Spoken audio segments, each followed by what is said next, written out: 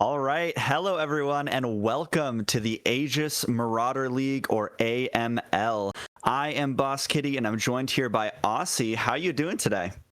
I'm doing well, Boss Kitty. I'm so excited to get into the first week here of AML. First time here for me to be a main caster here with Aegis, so I'm excited. Hopefully you're doing well yourself. Yes, I am. Also, my first time being a main caster. I did some casts for Aegis before, but I'm excited to be here every week to watch the AML and see these teams develop. Me as well. I think we have a little graphic to introduce the teams here, as you know. But yeah, I'm excited. Hopefully we get into some good matches today. Of course, I think these two teams, we are, of course, Oat Milk and Stasis Gaming Mirage. So here's Oat Milk here, of course. In the top lane, you have, I'm going to say Kimchi, honestly, or Kimchi. I actually don't know, to be honest. I'm horrible with pronunciation, but that's okay.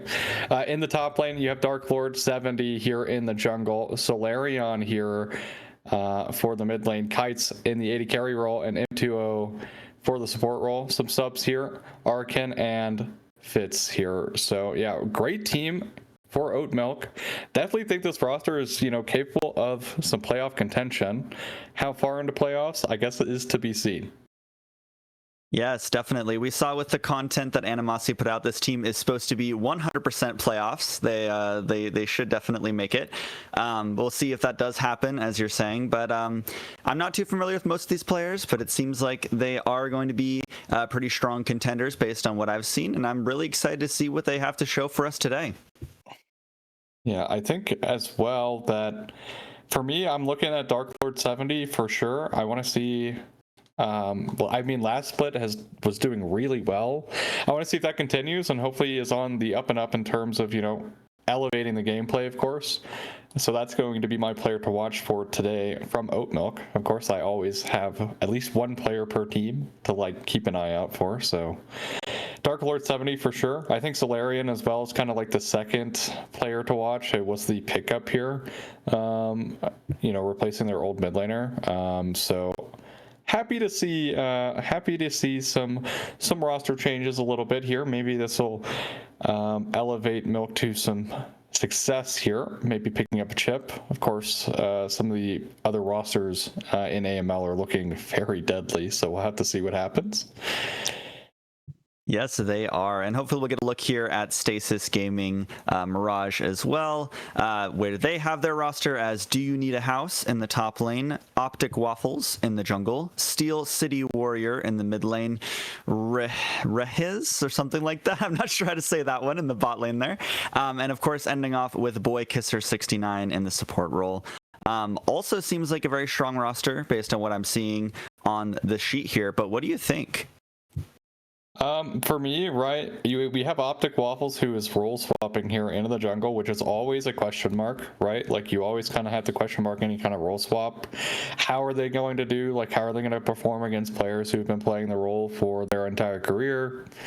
How are they going to perform with, shifting meta changes, right? Of course, because we were playing on live patches, they have to adapt, and it might be harder for them to adapt to those changes because they aren't as comfortable with the role. Of course, SCW is coming back here in the mid lane. All the way back in 2023 was kind of a menace in terms of some multi-chip wins, but we'll have to see how SCW does. Regis here in the bot lane is how I'm going to choose to pronounce that name. I'll go with that too. Yeah. Yeah, and it's SCW is also used to be a top laner, but I think, if I'll be honest, I think the two roles that have it easiest role swapping between the two are definitely top and mid. Top laner swapping to mid tend to not have a bad time, and mid laner swapping to top tend to not have a too bad time. Regis is a pretty well-known AD carry here in AML. Pretty good as well, does pretty well. So the Stasis Gaming Mirage team has potential to go, make a nice playoffs run for themselves. Again, but you still have the uncertainty of is Optic Waffles really going to stack up against some of the other jungle competition, which is going to be quite formidable. As I mentioned, on Oat Milk, you have Dark Lord 70, who great jungler himself there. So we're getting into draft here. Not at all surprised to see Orianna banned. Is number 1 really great mid laner right now. Number 2, Oatmilk's mid laner, really good Orianna player. So not at all shocked to see that one got. Definitely. Solarion called a one trick in the content for the Orianna, so makes sense just to get them off comfort. You know, you wanna get the best chance you can here in draft, get those OP, especially the OP comfort champs, out of the way. As we also have Mbessa and Yunara taken out with our last band. Looks like it is the Zyra there. What do you think about these bans so far? Well, I love the Yunara ban. Talked briefly about the Orianna already, but Yunara still a very consistent and great AD carry. Whenever you don't know what to pick AD carry wise, just slam Yunara, you'll be fine 99.9% of times. Draft wise, of course, you can have lanes, you know, break down, etc., but that's kind of more of a issue of what happens in the match. But Varus, best AD carry still, because lethality Varus has not been nerfed. So there he is, first picked here for Oatmilk, which, again, not at all shocked. This champion has also seen some flexibility. We've actually seen a little bit of tinge of rise here in terms of on-hit Varus coming back into the meta, just a small bit. Most notably, Viper playing that one and winning on it. Unfortunately, I think... God, who was it? I can't remember what else he came. Oh, it was Nongshim. Nongshim also playing on hit Varus and getting destroyed, but that's besides the point. Sivir kind of been the more consistent answer into the Varus overall. They kind of just, you know, stall out the lane because you just do Sivir things. Clear the wave, farm up, and go become this front-to-back monster. J4 also great jungler, and you also have the, you know, the matchup into the mobile AD carry of Varus. Yeah, definitely. You want to be able to punish the AD carries without dashes, and Varus is one of those. Despite being very strong, is very catchable if you can get on to him with that dive. And you were talking about with the Sivir, you know, she has a spell shield. She can, you know, block some of those arrows. She can wave clear pretty well. And we do have the Xin Zhao hopping in here, which is a pretty common answer to the Jarvan. You have a little bit of the peel with that ultimate, and it will be paired with the Ahri in the mid lane. What do you think about that duo? Well, I think so far, I'm going to assume this lethality Varus. I think the mid game here for Oatmilk is fantastic so far. The issue, I think, is they might run into some team fight issues. Currently, of course, we still have 2 more picks in their draft, so I don't want to say anything too crazy yet, like, oh, they lost the draft. No. I just think currently, especially if this is lethality Varus, that they might struggle a little bit later. But here's the Akali matchup here coming through into the Ahri, which can be a little bit spicy here, boss.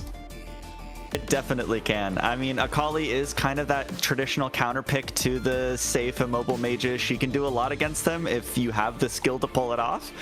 So we'll see if Stasis Gaming does.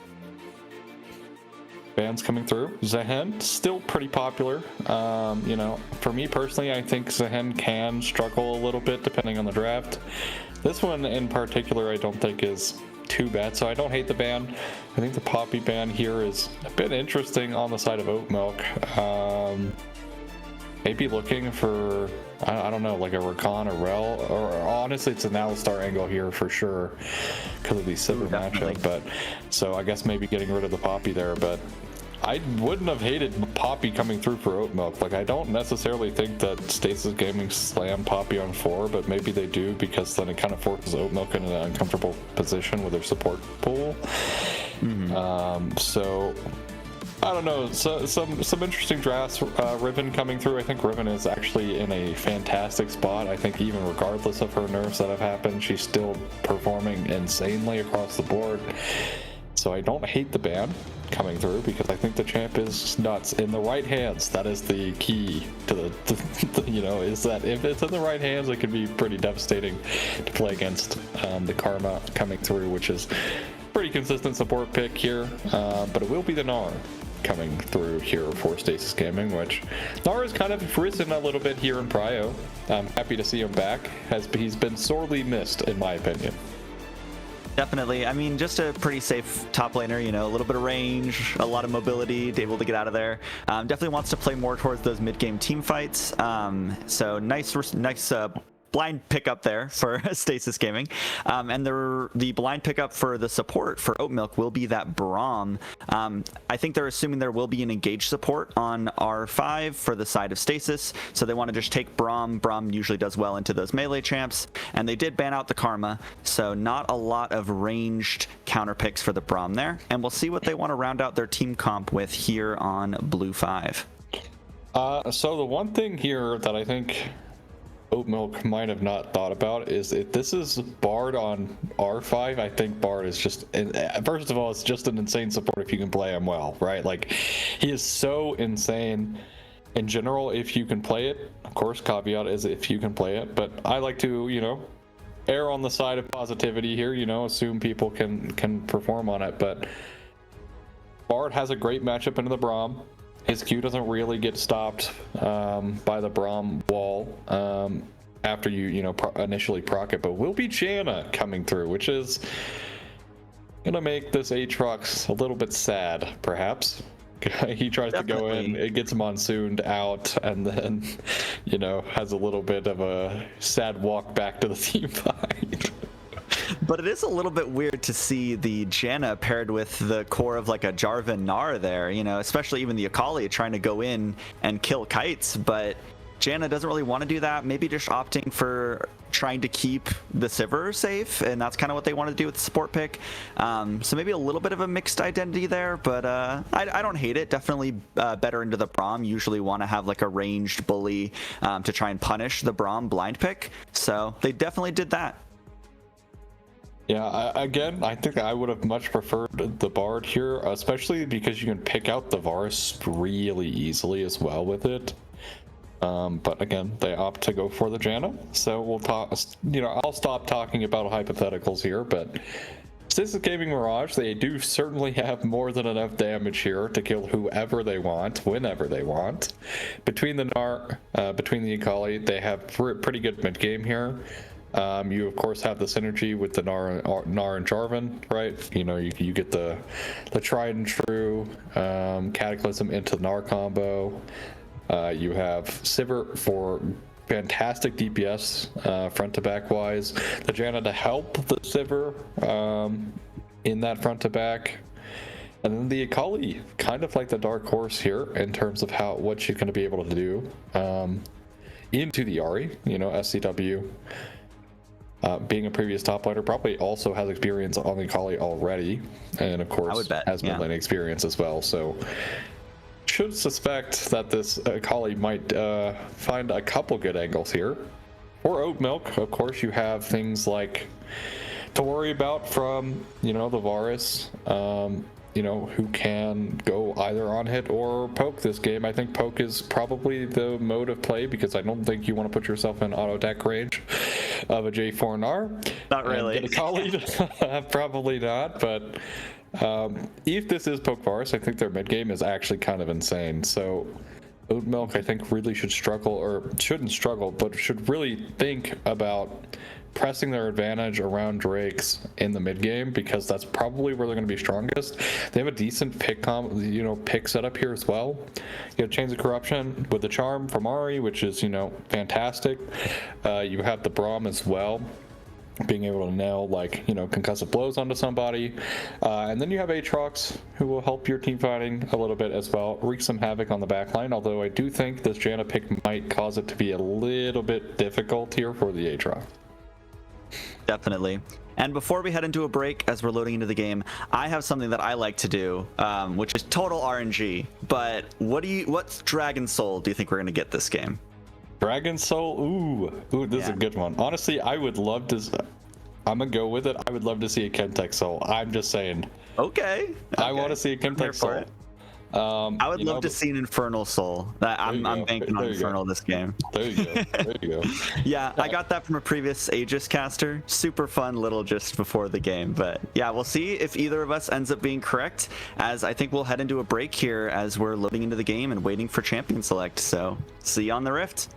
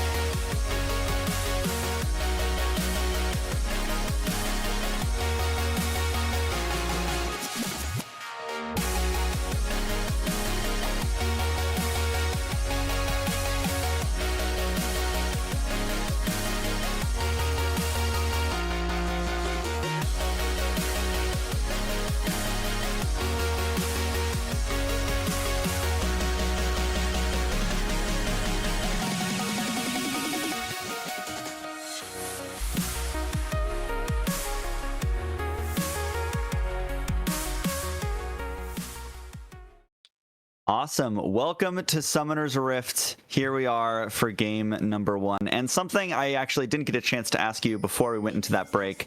Who do you think is going to win? Who do you think you have taking... Actually, we might not have time for any questions right now as we have a scrap level 1. Immediate health bars going down. Steel City Warrior does their best to protect the jungler. And no one will fall, but a little bit of scrapping at level 1 is always something fun to see. Well, who I think is going to win? I mean, to be honest, I will say that I fully believe that SGM have a bit of an easier time. Just some trading going on level 1 here. We'll be the Poke Forest, and it is Q start here for Kites, as, you know,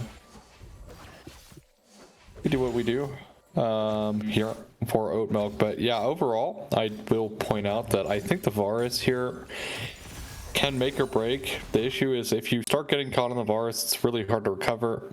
There's a lot of pickability here between the Akali, the Gnar, and the J4 to get on top of the Varus. That makes it pretty difficult for the Varus to deal with. So I think SGM have a bit of an easier time. But of course, you still have some X factors from Oat Milk, specifically looking at that Aatrox was their B5. So can that turn this game here on its head for Oat Milk? It's 0-0, of course. CS lead, small one here for Sivir. Yeah, we're already seeing the effects of a range support into a Braum, as Braum can't really do much, just trying to defend Kites here, but it is very hard when you're outranged on this champion. As a Braum player myself, I would know. It is pretty miserable at this stage of the game, but as long as they can stay alive, it should be a little better later on. Already getting the Crystalline Overgrowth. They are trying to engage. Nice spell shield pickup, though, by Regis. Yeah. Honestly, yeah, fantastic level up choice, because I did try to get aggressive there, but look at the HP state here for the Varus. Could be hurting quite a bit. Warrior playing pretty aggressive here too. Nice trading. Yeah, the spot lane, yeah, another Q landing onto Kites. So Kites, with no health pot here, is very low at 3 minutes here underneath his tower. As even the ricochets, coming off of the wave, still managing to land as well. So yeah, this is going to be some more CS blood away from this Varus. Small advantage, okay? Small advantage going towards SGM. Nothing crazy. But even the smallest advantages sometimes can, in fact, snowball into larger ones. Yes, Kites. Oh my goodness, another Q. Very, very low there. I think you have to reset at that point. Like a little bit more damage, a flash forward, and you're gone. But one thing that I want to point out here too is Sivir took Cleanse, which I think is pretty interesting. Maybe for the charm, maybe for the Chains of Corruption later on. But we'll have a little bit more burstability if you don't take something like the Barrier that we see on Kites. Yeah, something of mention is there is a lot of pressure on the spell shield this game into able to hold the wave. Might actually go down here. Imp has to bust the heal, flash forward. The Sivir just out of range to get the damage. But here is Dark Lord, and First Blood goes over to Kites, and that basically makes up for any advantage that they got in the lane so far. Oh no, Regis, one auto attack away, M2O. And Regis flashing at the exact same time means that M2O are able to walk away to safety. And unfortunate overextension here for Stasis as we get the replay here. Really worried here for M2O though, to be honest. I was like very worried here because he is holding this really aggressively. But look at this double flash timing. Insane. And Dark Lord here at the right time as well. Finds First Blood here for Oat Milk, and now what was a lead here for the Sivir early on, completely negated, as you said, for a First Blood. And also, Sivir should be able to clean up this wave, so the CS lead is negligible. But at the very least, First Blood going over to Varus means serrated Dirk pickup here 5 minutes in. Ooh, you hate to see that if you're Regis and Boykisser here in the bot lane. That is going to be a big pain coming back to lane with a Varus with Serrated Dirk on the other team, as we actually have some scrapping in the top lane and mid lane here too. These matchups going about as we'd expect. You know, you have the Akali getting beaten up by the ranged Ahri, and you have Gnar getting a little bit of an advantage there in the top lane, having a little bit of range himself. But besides that, everything pretty standard here in the early stages of Summoner's Rift. So far, I mean, you know, all is quiet on the Western Front, or I guess, you know, on the western side of the map here, as farming continues for both teams. But specifically, I think Kite's gonna be really happy with that first blood. Look at this chunk. Serrated Dirk already putting in work. There's both Varus. yeah, the Serrated Dirk already putting in work into the Janna there, but yeah, I mean, honestly, it was looking very brutal, but nice recovery here for Oatmilk's bot lane. Is also taking a look elsewhere. Akali's doing quite well in the CS department, but I say that Steel City Warrior might be in a little bit of trouble here. Here's Dark Lord. Watch this jungler. The Spirit Rush forward. Charm. But Steel City Warrior managed to survive for now. Will actually go down. Gets the reset on the Ahri ultimate there. Dark Lord using that Crescent Guard and managing to stay alive. That is 2 members of Stasis Gaming down, and Solarion still wants more. Moving forward, Boykisser has nowhere to go. No flash, no heal, but will... nice flash forward buffer from Solarion. Will not make it out. Nice. That is 2 kills on this mid laner. Who needs Orianna? Yeah, I mean, fantastic Q buffer there. The Orb of Deception just barely clipping Boykisser there right at the end to secure that kill. There's 3 kills now over for Oatmilk, and a nice little explosive early game play. That's an excellent charm as well from Solarion there to prevent the engage coming through. And the kill onto the Akali actually gets level 6 for Dark Lord, so Dark Lord able to utilize the Crescent Guard to also put Optic Waffles in a really, you know, sticky situation, getting knocked back into the wall. And Oatmilk come up ahead here, about 2,000 gold. 4 kills to none though, as now the Ahri snowballing is going to start to kick in now. Definitely, and you really want to be ahead if you're Steel City Warrior here, but actually looking onto Solarion knows they have no Spirit Rush and no Flash. Will get caught in the Cataclysm there and will go down. Actually, that shutdown going over to Optic Waffles, really great punish of those missing cooldowns. Yeah, great punish. You know, level 6 coming in late for the J4 also means he didn't use it at that last skirmish, so was actually able to utilize that to punish the Ahri as mentioned. Will be a kill over the J4. Probably would have liked the kill on the Akali to kind of match the Ahri getting the gold from the previous play, but at the end of the day, you will take a kill back in your pocket no matter what. It is still about a 1,500 gold lead here, though, which is not the most. Also going to be electric. Looking for a good trade. Very nice onto the Gnar here. This is where the matchup kind of evens out in my mind, and Kempsey clearly showing they have some knowledge on the matchup. Yeah, also with the electrocute, actually have a lot of burst here. Playsteel caps already coming through for both top laners, but of course, when you are many Gnar, you're very susceptible to getting all in. And 12, nice Q. Oh, are they going to look for an all-in? Oh, there's the corruption. So actually, Boykisser just goes down. So much damage from Kites, and now all the slows onto Regis. No way to get out. Oatmilk's bot lane have not just recovered, they are thriving. Yeah, it is now very brutal here for the side of Stasis Gaming Mirage in their bot lane, as it's a double kill over to this Varus now, who's 3-0, up the CS lead. Will not mean any Drakes, but hold up thought. Forces out the flash of do you need a house, and that is definitely not how we like to see that matchup going if you're the Gnar. Yeah, so I mean, it is again brutal when you are mini Gnar to trade in to the Aatrox when you do get hit by a single sweet spot, because Aatrox can obviously chain multiple off it, and because you don't really have like the defensive stats. Arm goes wide. Because Solarion here might have to force out the Spirit Rush. I think that's the main goal of it here, but actually holds on to it. Solarion knowing how much damage the enemies have and not being willing to waste that cooldown. And Oh, here comes. Here's Worldbender on the top side. Kemsey wants to look for something here, knows that Narbar isn't quite full yet, so a slight advantage in the meantime. But here's the Narbar filling up, and Kemsey, that Worldbender is running out, unable to get a reset. But it looks like we're just going to go back to even. Yeah, tried to do something there, missed both the Q1 and Q2.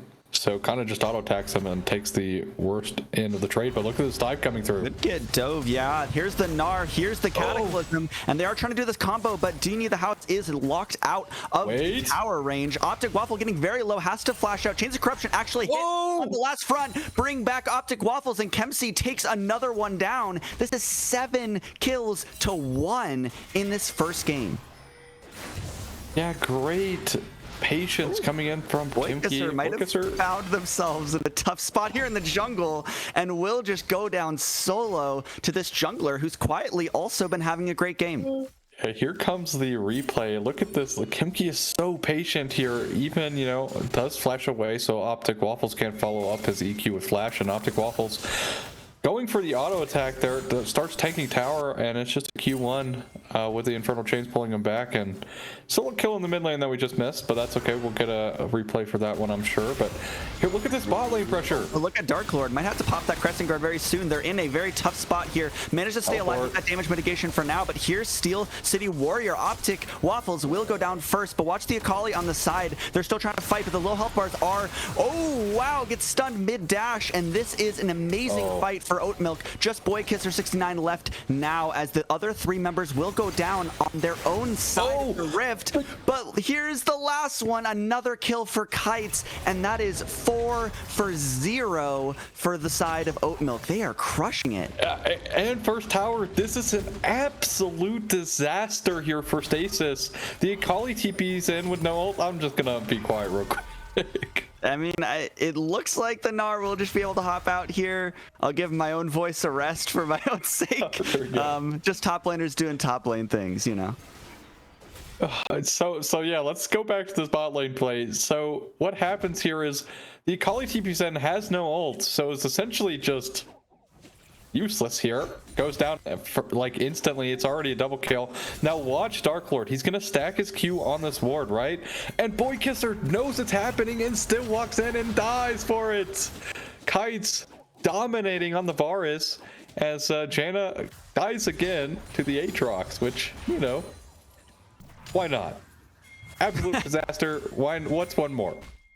Yeah, I mean, everyone on Oatmilk having a bounty right now except Solarion on the Ahri, which honestly, they probably still deserve one. They've been doing pretty well, but did get shut down pretty recently by Steel City Warrior, so it makes sense that they don't have a bounty. But either way, it shows that Oatmilk is doing very well all across the board here on the Rift. Love to see it. Yeah, I mean, realistically, right? We were talking about how this Varus was having such a rough time in the lane, but that is so long gone at this point. 6-0-1. Already with the Yumus and Manamune purchased. This Varus is so scary to even stand around at this point. Yeah, I mean, just look at that individual gold lead, almost 4,000 ahead of the Sivir just by themselves. That is a very, very scary ADC. Yeah, and this is also without the Mirror Mana stacked up, which is, you know, even more scary that he's doing this damage before the Mirror Mana is completed. But 3-0-5 here as well. Dark Lord 70 doing quite well as well. 8 out of 13 kill participation here for himself. Varus, funnily enough, having 1 less than that, so also a lot of stuff happening around this bot lane. A Solarian. Oh, does use the Spirit Rush, but maybe we'll try and get down there. The Shuriken lands, so they could look onto it. No more dashes left. Here comes perfect execution, but will it lead to a kill? There it goes. That second charge of perfect execution will take down Solarion. This Ahri now with the only 3 deaths on Oatmilk's team. Unfortunately, just is maybe a little bit too impatient on the charm. Like, keeps trying to, like, predict, and it's missed quite a few times. Oh no, this poor Gnar will just no hope there. 3v1 under the tower. It will be Imp who takes the kill, but man, hate to see it as the top laner. Yeah, I will say that the Gnar, not much you can do. There is many Gnar there. You're kind of just forced to watch yourself die, but will be the second tier 1 going down pretty shortly here on this wave. Rift Herald spawned up and immediately pulled by Xin Zhao, and now Solarian being looked at again. Solarian again actually has the Spirit Rush available once again, so is just able to get out of the Cataclysm. So guess that cooldown was a little bit shorter than they thought. Also, Spellbook teleport coming through for M2O. So he actually was able to teleport down to that bot tower. And yeah, honestly, Oatmilk looking to, you know, get this mid tower next. Also, Drake has spawned up Voidkisser. Might be the target here once again. Actually gets the knock up. Survives with 1 HP after the Xin Zhao rolls by, but Voidkisser are definitely not having fun in this game so far. Steel City Warrior actually will be CC'd up. Oh my god, Chains of Corruption used as well, and this Akali managed to survive. The Monsoon healing up for now. I'm surprised with that much CC invested that they didn't go down. Here's the Rift Herald going in for a second charge. Man, it is very hard, but here comes the Smite actually to take down the Rift Herald. Second charge will not connect onto this tier 2 in the mid lane, and honestly, not a bad defense there. Yeah, not a bad defense. You don't lose anyone. And also, look at all this time that the Gnar is getting in the top lane by himself. We'll be able to pick up this plate as well. Now, does need to find a way to back off. We'll be able to do so as Drake number 2 going for Oatmilk. And it will be neither of our predictions here. Neither Chemtech or Infernal. As we'll be Hextech Soul, which is playing against Hextech Soul as SGM is going to feel very, very, very hard considering Pokevarus is right so there. Yeah. It has 6 kills.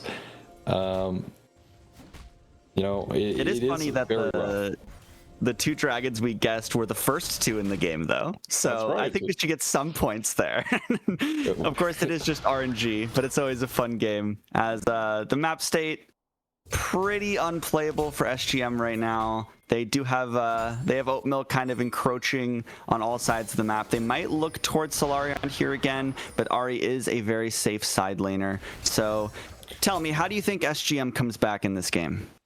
Well, I mean, they have to mount something to get their zipper online, like maybe do it around the Akali. The Akali is really kind of your strongest member at this moment, but something like they really haven't utilized, right? And it's kind of due to how quickly the game broke down, but right, you have this J4 Gnar combo, right? You have the pickability with the Akali, right? You have your Sivir who's about to get IE. I think once your Sivir gets the IE, your best chance is just shipping a fight around an objective and praying.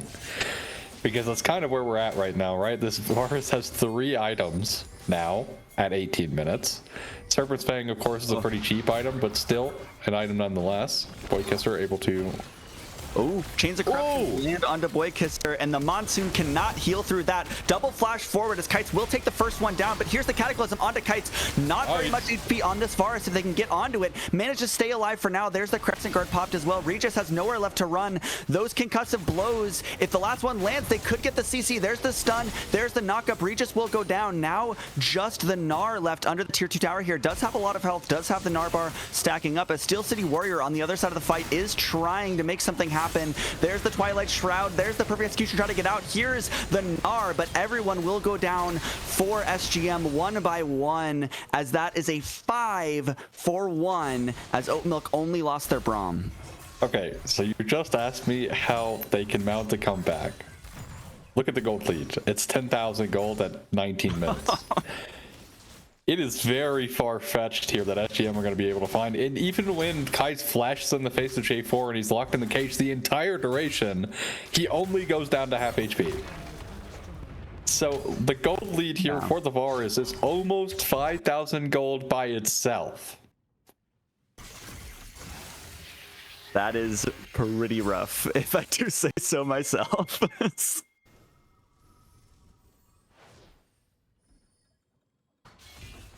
So we are going to get a replay here coming through of the first part, but like, look at this like initial burst right from the J4, and he does actually fall to a quarter, so I was incorrect there about my threshold, but regardless, the Varus able to walk that one away. even with, you know, being in the cage the entire time, there's so much damage on Oat Milk. Coming back to live now, but yeah, it's just Kite's kind of the one with all the gold currently.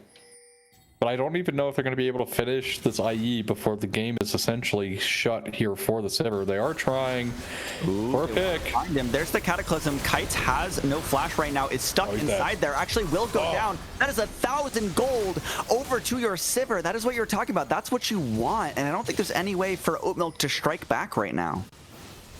Perfectly executed play here from Stasis. They find Kites. They get 1,000 gold on their Sivir, as now Kimki says hi and walks away. Both, I don't think Optic Waffles or Boardkisser really wanted Kimki in that 1v2, but Oat Milk, small mistake there around the mid lane, specifically for Kites. 80 carries dying on mid waves, the tale as old as time. Definitely. You know, Kites, no flash, just gets J4 ulted. Tried and true combo, 80 carry, no flash, immobile 80 carry, just ult him, and usually he will die. And this time it paid off, big time here. Sivir now has the IE, but Soul Point spawning in here in 5 seconds, which I don't think is contestable here from Stasis. I think they're going to have to just try and get gold elsewhere. Definitely. As they do get this top tier 1 finally. That's an objective bounty, so a little bit of gold back in their pocket. Still, the Sivir is so far behind in gold regardless of that 1k shutdown going her way that you know, it is a bit brutal for her to try and climb back, I fear. Definitely. I mean, if you can get those items and you can match, like, maybe it's playable. But like you said, this gold lead is very, very big, even just individually still, even after that shutdown, still being about 3,000 ahead just by himself there for Kites. And yeah, that Soul Point Drake will go over the Hextech Dragon over to Oat Milk. And now I think all eyes are set towards this Baron. Well, this is going to be the time. They're probably going to try and get Sivir her next item, and then they're going to have to try and ship a miracle fight, or, you know, hopefully, because Kites I don't think is going to make that mistake again, right? Like, I think that's just not going to happen ever again. J4 is looking, but not going to find it. Kites playing on the side of his team, so even with the J4 kind of, you know, lurking around on their bot side jungle, there won't be able to find really anything, as now they're looking at a pick of their own here on this Akali.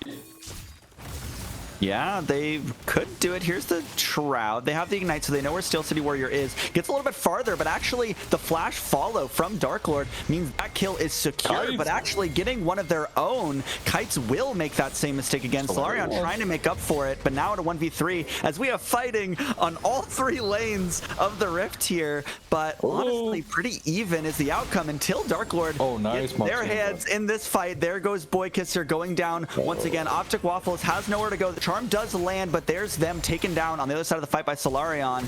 And man, this gold lead is just so brutal. The flash from Imp catches the Gnar. No Mega Gnar, no hope, as the last one will go down. And that is all 5 members of SGM taken out. And this Baron should be Oat Milk's prize. Yeah, they are setting up for it now. Solarion and Kites walking back up to this. Kites just respawning, of course. So Oat Milk will find themselves a Baron. Again, Kites getting picked off around mid lane, though, is not ideal. Only issue for Stasis is that they have to use so much to even get it to work. It will be Baron for Oat Milk, as now the gold lead will still remain over 10,000, despite Kites picking up a second death there. But again, the most important thing here for SGM, if you're going to mount a comeback, is getting gold on your Sivir. And she got that kill on Kites again. The issue is, I don't know if they can really, you know, get past the gold lead that is generated by only the Varus. You also have to deal with 4,000 gold difference between, you know, your J4 and Zentao. The Gnar really hasn't had as much impact around team fights, at least. They're just pushing into the jungle. Here's Solarion with the Spirit Rush. Catches Boykisser by themselves. This Janna has not had much value this game so far, and that trend will continue. That's one member of SGM down as this Baron push will commence. Yeah, I mean, this was an R5 Janna as well, so hurting a little bit there, but it's okay. Bot tier 2 for sure going down. SCW kind of playing with fire a little bit with the mobility of Akali. Just kind of hanging around saying, hey, what's up? Watches the tier 2 fall. As now it will be the bot lane inhibitor turret being hit on first by this Baron.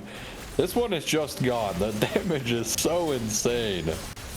It is. They're just trying to hold. You can see Gnar in the top lane there trying to get something back for SGM right now, but it's a little bit of a risky endeavor if you're trying to trade a tier 2 for your base towers right now. So we'll see if that ends up paying off, but it looks like SGM just trying to stall it out. Here's the teleport. Yeah, 3 items here for your Sivir. Gnar was able to teleport back, does have Mega available. Okay, here's Dark Lord trying to start the fight. There's the Chains of Corruption. A lot of damage going down onto this Gnar immediately. Will go down basically as soon as the fight starts, but there's the Varus taken down. Kites actually gets onto immediately in the middle of that fight. And here is the double kill for Dark Lord. Watch this jungler putting in so much work so far this game. Optic Waffles will be the next to fall. Only one left for SGM, and a little bit of a messy final fight there from Oatmilk, but it definitely will be enough to earn them the victory here in game number 1.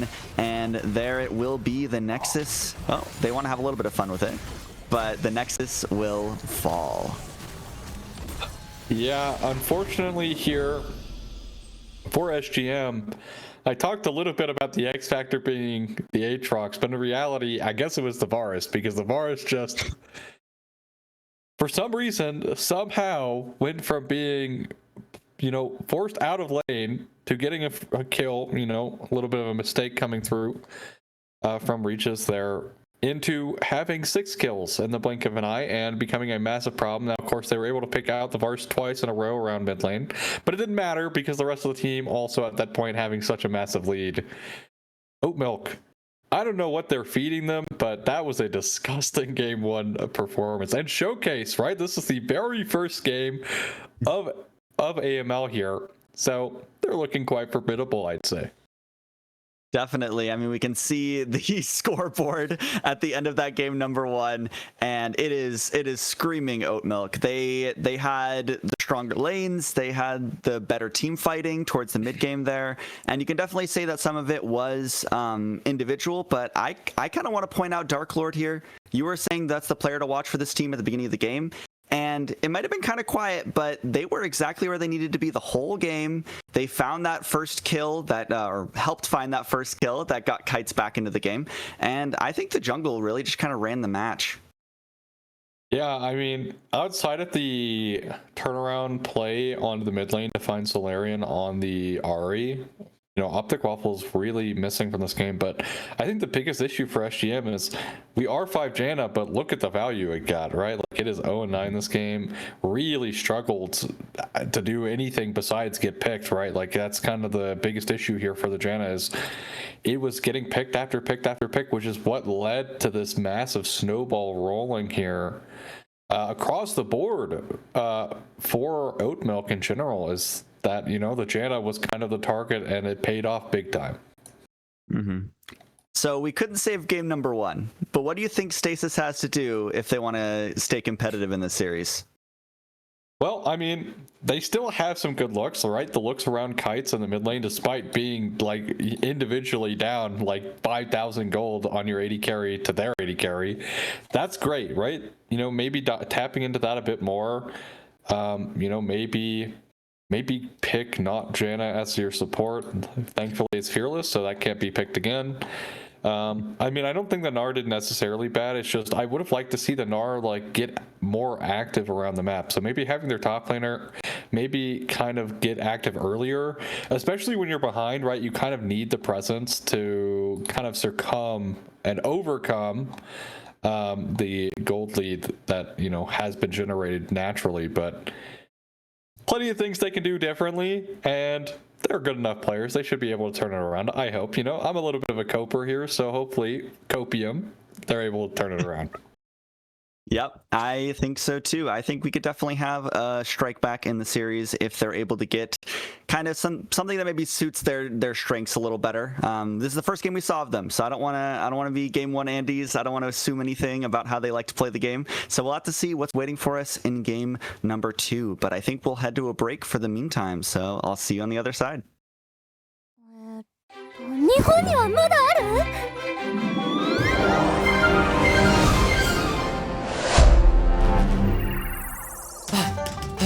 急がないと在庫があるのはそこだ。遅かった。そうそのフィギュアを一つだけ譲ってくれんやろか。お前はだよ、同志じゃねえか。もちろん取引しようや。あ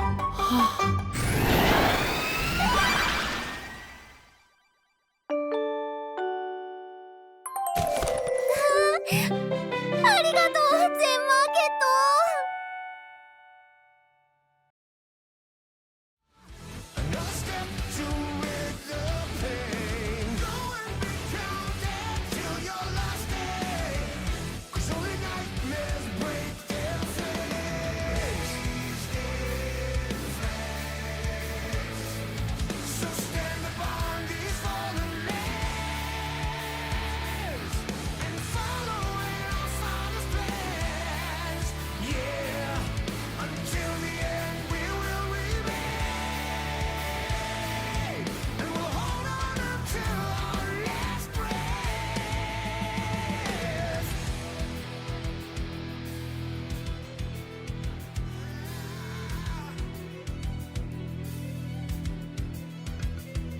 So what is to be left for us? My people look on and say,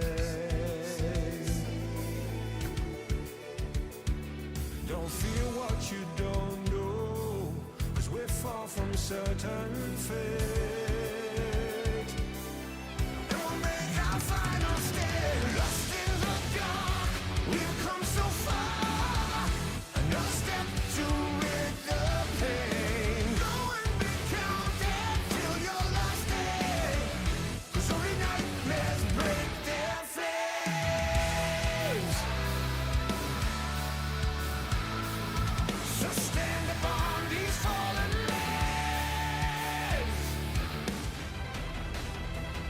All right, back a little sooner than last time, at least. We had some issues getting into the game in game number 1, but no issues in between games here. So we're back to talk about game number 2 here, getting right into the draft phase. Some similar bans off the bat, but are you expecting any differences for bans this game? For the most part, I think the ban should stay the same. Maybe you leave open, I don't know, maybe the Yunara to try and first pick it here, if that's something you want to do as oat milk. That's kind of the only thing I can think of, or maybe a Zero. You could also first pick a Zero here. That's also because something that's also, but they'll ban it again, which is okay. That's fine, not a big deal. Banning that away is also completely and totally understandable. The Ambessa, so far bans are staying the same here, and if that trend continues with the Yunara. Yeah, I mean, sometimes you just find a series of bans and you're like, I don't really want to change it. I don't want to see those champions still, so let's just keep them out of here. And of course, we have the fearless bans beneath our lovely faces here. So those are the champions we saw last game that cannot be played again for the rest of the series. Assuming it goes to game number 3, we will still not see them, as Victor is picked up here for first pick for oat milk. Interesting first pick here. It is punishable, so let's see if it does get punished by Stasis. But at the same time, Solarian, despite the charms being a little missing there, I still think it performed quite well. I'll be honest, I think it performed quite well, despite getting picked off bot lane that one time and then also getting solo killed mid once. But that is what it is, right? Didn't perform too poorly, of course. Also, when they were weak-sided, were able to survive around, you know, the collapsing Stasis, trying to find any kind of play on their Baron, or not their Baron, sorry, or their Herald, excuse me, but, you know, weren't able to find anything because Solarian was aware. But it will be Syndra. Syndra has kind of risen back up in terms of priority here, and we're kind of getting the very old school control mage matchup, Syndra Victor, which is I'm here for it. Nice and comfortable for a lot of mid laners. Now we will have to see how Stasis Gaming can kind of recover here. Of their highlights, of course, SCW on the Akali for sure was a highlight there for them in the last game. So hopefully the Syndra also able to have the performance this way. It will be the Wukong, who, you know, also level 6 jungler, has really great ganks around level 6, but it's going to be the Mundo coming through, which hit or miss for me. Can be pretty good, but it can also be pretty meh. It can. I mean, I've seen it be a monster and take over games for sure. I will be curious. I'm not sure if it's Mundo jungle or top lane. Considering the Wukong was there, it might be just a jungle pickup in response to the Wukong there. And then Corki taken for the bot lane for Oatmilk. Pretty safe, you know, with the Valkyrie. Is able to get out of most sticky situations. And it will be the Kai'Sa response there. So already a little bit of dive building for SGM on their side. Yeah, let's see what they're going to do with support here and what Oatmilk is actually going to ban away. Already the Nami coming through, Nami Corki, pretty annoying to play against, especially their early game, which if you're picking Sivir, as I blind myself there accidentally with my mouse sensor, you know, if you are picking something like the Kai'Sa, you do need to be able to survive the lane, and Nami Corki kind of makes that a pain. But it will be, once again, the Poppy ban, which, you know, I guess is going to be something Oatmilk are going to continue, which is fine. But I would really like to see them maybe ban away something that is good with the Kai'Sa. Maybe a Nautilus, maybe a Nico, you know, a Leona even, just something to prevent Kai'Sa getting a really good support. Will be the Nautilus this time. Now will SGM, yeah, of course, will SGM take the Nico? Because Nico is still very popular in the support pool. Just being able to pop blossom, in fact, is really impactful. But will be Kai'Sa Rel this go around? I like the Kai'Sa Rel too. You know, Kai'Sa does well with a lot of engaged supports, as kind of you were alluding to there. And Rel definitely being one of those. The kind of common counter-ish matchup, I think it's kind of a fake counter, unless you're like really good at it, is the Alistar there taken against the Rel. Sometimes you can headbutt out of that crash down, and it is a good counterplay there. But most of the time, I think it doesn't have too much value, but we'll see. Oatmilk did do a lot in the last game, as they will also take up the Cassante for this top lane blind pick, leaving SGM for their pick of the litter in R5 once again. A lot of beef here for Oatmilk. Cassante, Alistar, Mundo, a lot of beef to get through here for SGM. Now I'm curious to see what the Kai'Sa build is going to be as we're waiting here for the R5, because recently, if you've been paying attention to pro play, there's this build going around that's going Kraken, Guinsoo's, and the Fiend Hunter bolts, which I think is insanely cool because you get the ability or the ultimate haste from it, and it will be Camille, which we were talking about some beefiness. Well, true damage certainly can get through tank HPs quite nicely, and also kind of scales pretty well here into the Cassante. So hopefully here, this is what we need here for the side of Stasis to turn around from game one. That being said, though, I would still give the edge here to Oatmilk. Like, I think the beef might be a little bit too much. Yeah, I mean, they don't have a classic tank shredder. They don't have like a Vayne. They don't have a Yunara. They don't have kind of those like standard ADCs that you think of to kind of cut through all that bulk. Now, what they do have is, I think, a pretty straightforward just dive comp here. Like, everyone besides the Syndra will be going in, and they will be going and they'll be trying to kill Solarion. They'll be trying to kill kites. And I think Oatmilk will mainly have to keep them from killing their carries by soaking up all that damage with their bulk. So we'll see if they can do do that, I do like kind of the simplicity of Stasis and what they've built here. It is kind of just let's all go in and let's all try to kill their backline, and I think that can be really good, especially if you are down a game in a series. Yeah, the one thing here is Hextech Ultimatum might not actually get all that much value because you have Cassante, right, who can push her out of it. You also have the Alistar who can headbutt her out, so to kind of free up either your Corki or your Victor if they do get Hextech Ultimatum. But great dive team here for Stasis Gaming and very easy. Well, I say easy, but of course you still have the mechanics side of that. But as a team comp identity, it's easy. Of course, Corki, not the most known for consistent damage. Victor as well, until he gets upgraded ults to where he's like resetting his ult, so he actually gets quite a bit of damage consistently from that. So quite a bit of burst coming in from Oat Milk. There are some burstable members here on SGM, especially thinking like the Kai'Sa, the Syndra. Although I don't necessarily think their comp is great at getting onto Syndra this game. I think, of course, Regis is playing Kai'Sa, so will often put himself in a position to where he can, get picked out if he misuses the killer instinct. But at the end of the day, right, if you are going to turn around, I think their comp is solid enough to where they can easily turn it around from last game. Definitely. I have faith. We'll have to see what happens, if it will be another game over to Oat Milk and the end of this best of 3, or if we will have a little bit more action here. So we'll have to see. But before we go into break once again, what soul are you betting on this game? Let's go gambling. All right, let's go gambling. Woo. Honestly, I'm calling a Mountain Soul because of Oat Milk just having a billion tanks, because why not? I'm going to steal your thunder. I'm going to say Chemtech from game number 1. Fine. I have a feeling. That's true. Yeah. That's true. So we have our bets in. We'll have to see what these teams can do in game number 2 here. Will Oat Milk just stomp once again, or will Stasis have a bounce back? We'll see you on the Rift.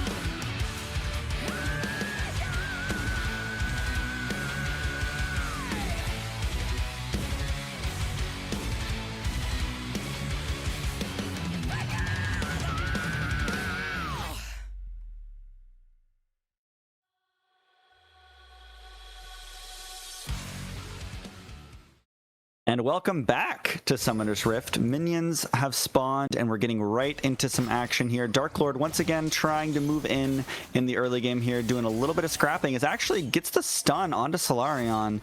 Does get chunked right before this laning phase starts, and that will be pretty rough for the Oat Milk mid laner. But as level 1 commences, and we probably will have not a lot of action for a while. Tell me what you're expecting for this game number 2. Well, game number 2, probably a little bit slower. Of course, already some trading going on in the mid lane, which is disproving that, but should be a little bit slower. Of course, Oat Milk having such a phenomenal game 1 due to just an absolutely explosive early game, which for Stasis Gaming, Mirage, you're kind of hoping that they, kind of fix that, right? Like, of course, they kind of did lose the game off of like their early game, right? So you do want to see them clean it up.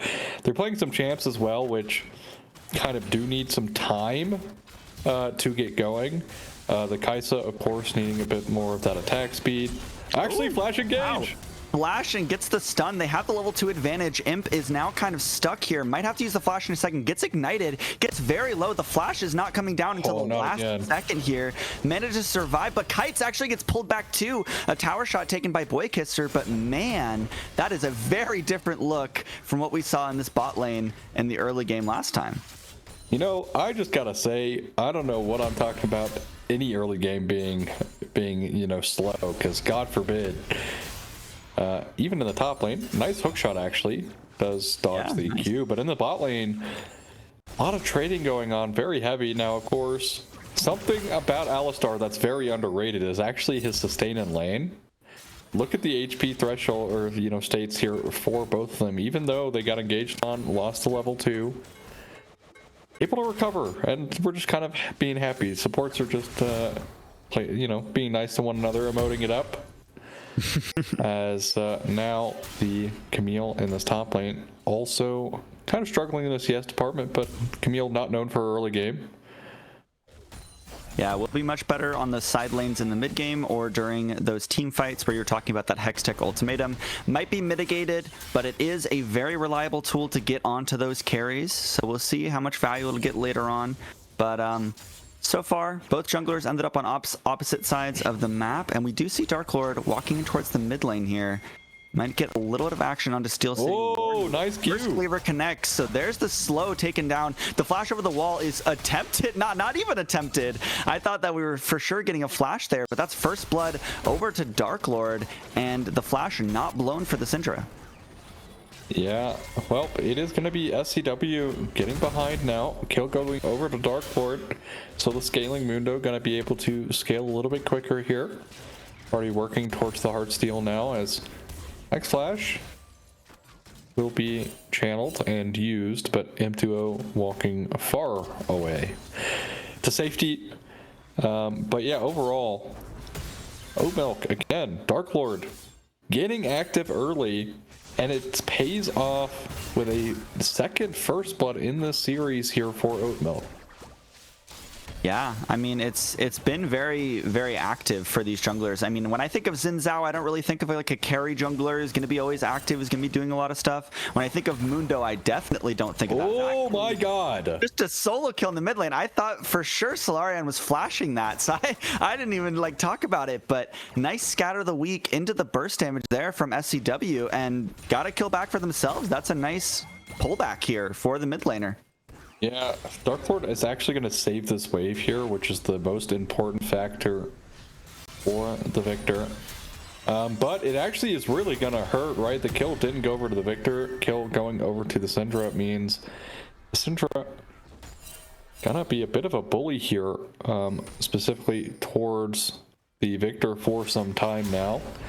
And if anything to start snowballing, your Syndra getting snowballing early is in fact something you would like to have. Of course, any champion with kills is great, but for Syndra in particular, able to bully out the Victor is kind of what you want in your early games. M2O shows up in the mid lane, but here's Kites going way too far forward. I think he expects that Boykisser was towards the mid lane alongside their support, but will just go down to Aegis at the beginning of this match. That's a second kill over to SGM, and now I think for the first time in this series, they have more kills than Oat Milk. Yeah, this is great early game coming up from Stasis to kind of recover. Solarian and Intuo don't even find the kill in mid lane either, thanks to the non-burn of the flashes. Actually, this might be a kill! Tower, and that is a trade of kills there for the mid laner. Kind of a risky dive there from Solarian, but actually it does pay off. Either way, I think they would have been dead because of the Rel right around the corner. But, you know, trade of the mid laners, not bad. And it looks like the first dragon here actually will go over to SGM as they're doing it right now. And that is definitely a different change of pace from the game number 1. Hey, SGM having a good early game here. They also pick up their first Drake of the series, as won't be Chemtech. And if the timer in the top left is correct, won't also be found. So it seems to be done the same thing again in this game. Man, we're bad at gambling today. It's fine, it's fine, it's fine, it's fine. So far though in this top matchup, you can see the Camille recovering quite nicely. Does need to be careful though. Yeah, that all out is available if they get pulled back, but able to just mosey on out of there for now, in kind of a tough position with that wave state right now. But the name of the game is still elsewhere, with this mid lane being incredibly active in the early game for being 2 control mages. Yeah, the activity in the mid lane here, SCW, 2 kills now. As actually flash forward onto Kites once again. Does still have the flash available. Here's the CC on both AD carries, but who gets more damage faster? There's the killer instinct coming out and flash forward as Ray just seems to be the one winning this fight. Might actually go down as Imp takes the kill on the backside. And this is both AD carries going down on the bot side. And now we just have 2 supports who love to stare at each other and not do a whole lot. As on the top side, we do have a Cassante that has gone all out. Not sure if the hookshot is the hookshot actually misses the wall. The shield will not be enough. Kempsey should take down the Camille here. Tragic on the hookshot is actually supportal combat down here once again, fighting around the rift. And I think we cursed it by saying that this was going to be a boring early game, because 4-4 already, about 8 minutes in, and might be 5 here as the Ignite comes down and Imp takes another 2-0 on the Oat Milk support. Yeah, nerf Alistar, I guess. Picks up 2 kills. Nice little delayed double kill here for Intuo. But in that top side, you need a house. Just barely missing out on the hook shot there on the wall. Means goes down as well. But bot lane here for Stasis Gaming Mirage ahead for the first time this series, which is great. The Kaisa 2-1 now. The one thing, right, I talked about consistent damage being kind of a lacking point for Oat Milk is actually Solarian. Hookshot, and the Hextech ultimatum into the victor here. Does not have the flash available, should just go down, and that is the mid laner again punished here as they're trying to fight on the bot side once again. Oh, the Valk got canceled. Out of the Valkyrie, so completely helpless there, as here's the Unbreakable Will, so not much damage going on to Imp. Actually gets Boykisser under the tower, but I don't think the magic's gonna strike twice, and Imp does not get any kills back for the Oat Milk bot lane. Yeah, Kite on this Corki as a dive comes through. Be a tower dive now. No Unbreakable Will left remaining, and there's another kill for the supports this game. They really want to be the stars of the show here. Hey, this Kaisa has 3 to herself. Okay, all right. Okay, true. Get the Rel 1. All right, get the Rel 1 for the hard work. Speaking of the Rel, Boykisser, absolute masterclass so far on this Rel.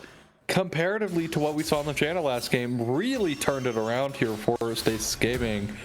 And now this Kaisa is already looking to be a threat with the Kraken Slayer picked up here, working towards the Gwynsus as well. To the point that, you know, this Corki is basically never going to be able to like lane into the Kaisa's. You need a house, really. Look at this Cassante. It's so hard to play, but here's again onto the mid lane. Solarian still without the flash, and there is another kill over for SCW, as here's Imp trying to save the game for Oat Milk so far, trying to be there when they can, but man, if you have the most kills on your team as a support, that is not a good look. It's actually all out. Never mind. Cassante wants to tie those kills at the very least, and is definitely putting up some pressure here on the top side. Yeah, but can the Cassante at the moment solo carry this game? It's not looking likely. It is still early, right? You still have ways for some rebounds here for Oatmilk, right? Solarian, of course, is scaling on the Victor. You have the Corki who's scaling as well. So there is some potential. The only issue is, are they going to have enough time for that potential? Because the two really important members is actually, do you need to house Mrs. Hookshot again? But specifically, are you going to be able to stand up to the Cinder who's 4-2? Here's Dark Lord around the corner. This might be just a little scrap here between supports and junglers until Regis comes in. But here's the Magnet Storm holding Dark Lord down. I don't know. I think that ultimate has been popped by the Mundo as Kites is being solo killed by Regis on the other side. But can they burst Dark Lord before that healing comes in? Flash comes out. Regis is low, but not enough damage to take them down. And man, this Kaisa is just running the game so far. Yeah, 4-1 now on the Kaisa. The Syndra still 4-2, as I mentioned before this play. But again, it's this Corki who just doesn't really have enough damage, got behind early. So you're facing a Kaisa with one item here comparatively to look at your Corki. We are on scraps right now, comparatively to where you just don't have enough damage to actually kill the Kaisa. The Kaisa playing so well there, able to survive narrowly as Oatmilk fall farther behind on their bot side. Yeah, about 2,000 down approximately here in the gold lead for SGM. It is a little later than we saw a 2k gold lead for Oatmilk last game, as of course we're looking at top lane just because they like to scrap a lot. As we have some fight for river control here, we do have that second dragon, the mountain dragon, up, as it looks like it will also be claimed by SGM. This is a complete different look for this team in game number 2. Yeah, maybe the key is just play around your bot sides, because we saw what happened last game for Oatmilk, and now for SGM in this game. Only 2k gold lead here though, so for SGM. Ooh, but here's the Scout of the Week into the Cyclone, and Solarion, still without that flash, has just basically had to use it off cooldown. Will go down once again, and that is not what you want if you're Oatmilk.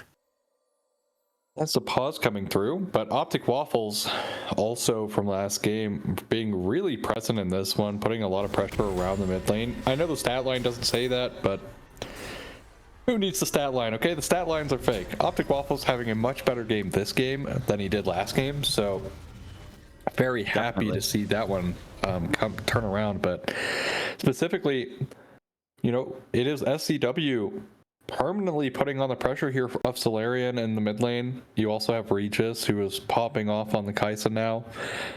And again, the question here for Oatmilk is, can the Cassante hold down the game as your mid laner is not able to find any foothold back into the game, and also your AD carry falling farther and farther behind? Yeah, I mean, I know I asked this about SGM last game, but where's the copium for Oatmilk now? Is it just sit and scale? I mean, Dark Lord has the Heartsteel. I mean, the copium here is, if they can get 2 items on their Corki, get your 2 items on the Victor, get your upgrades done, as Regis gonna get calling on. We'll get a chunk onto Imp, and that hurts so bad with an item and a half Kaisa on the other side. Yeah, about that one. Also, look at the level lead here. 2 levels on the Corki, which pretty impactful. Definitely. Also, even with the Camille going down early, speaking of, might get gonna be forced on the tower. Yeah, should be able to just walk away here. Mundo doesn't have anything really to chase down the Camille. Right. They do find first turret, which is some nice gold back here. But even with the Camille kind of being M2O. Watch the dive though. The teleport's coming in here. We'll see if they still want to commit onto it, as man, Kites is chunked by the Syndra. Steel City Warrior having a much better game as well. We've been highlighting the Kaisa, but these 2 carries have been doing really well. And honestly, we're talking about scaling for Oatmilk, but who scales better than Kaisa and Syndra? Yeah, I mean, both squads have some scalability here, right? Camille also going to be able to scale up herself, so even with the Camille being behind here, should be able to scale up fine now, especially now that we're kind of breaking down into some side lanes. Seeming like they're actually going to put the Victor into the Camille, which I believe should be the right choice because it's struggling into the Syndra, where the Kazante probably won't struggle as much. But look, maybe SCW. We'll see. Oh, nice flash. Flash for that headbutt dodge. Well played there by Steel City Warrior, but they might still look for the kind of elongated fight here if they can find one that's in their favor. Oatmilk has like no damage here is my only concern. They have the K'Sante, but here's the Magnet Storm. They are forcing the fight now. A lot of damage going onto these beefy health bars, but no one's going down quite yet. Watch this Kaisa. Now the damage is here as Dark Lord will go down. This time Optic Waffles picking up the kill, maybe getting a little bit more credit that they deserve this game. Yeah, and you know, Dark Lord on this Mundo wasn't even able to pop the maximum dosage before he died, so just not getting value out of the Mundo is... Yeah, honestly, you know what? I did say that the Mundo is kind of hit or miss here, and for me, it's definitely a miss. Like, I much would have rather see Dark Lord as actually kind of the week coming through. Oh my goodness, this Syndra is just doing so much damage at the moment. I would much rather see that, you know, like Dark Lord on something that can actually has CC of his own, can make plays, you know, be proactive. But like this Mundo pick, every time that it's a miss, just looks so lost on the map. Not player wise, just as a champ. Like it just doesn't seem like it can really do anything. And of course, that's a little bit due in part because much like last game, the game is already kind of broken down into where it's just pick after pick after pick and scrap it's really after hard scrap. To play if you're the Mundo. I think it does feel really good if you're still in an even state, you know, say once you get 1 or 2 items. But if you fall behind and, you know, we have a Kaisa with 2 items on the map now, it doesn't matter if you're regenning health because that health is gone faster than you can heal it. It's just, it's so hard to play for the Oatmilk side, I think, right now, unless they find some sort of miracle here in the mid game. Yeah, definitely looking that way. But again, it's the gold lead is definitely not as brutal as it was last game for Oatmilk. Oh my goodness, even on Dark Lord, the damage is very, very high. Yeah. Freak. I mean, I'm seeing a lot of armor built for Oatmilk here, but not a lot of matter resistance so far, and I think SCW is going to be a big damage threat. So we'll see when that happens, but actually finding maybe one of the first positive plays of the game here. They are going to get the shutdown on to SCW here, onto Dark Lord. Probably not ideally where you want that gold, but honestly, good use of the Rift Herald. Nice dive. Yeah, they do find a nice dive, but it is going to come at soul point. Here will be Cloud Soul for SGM.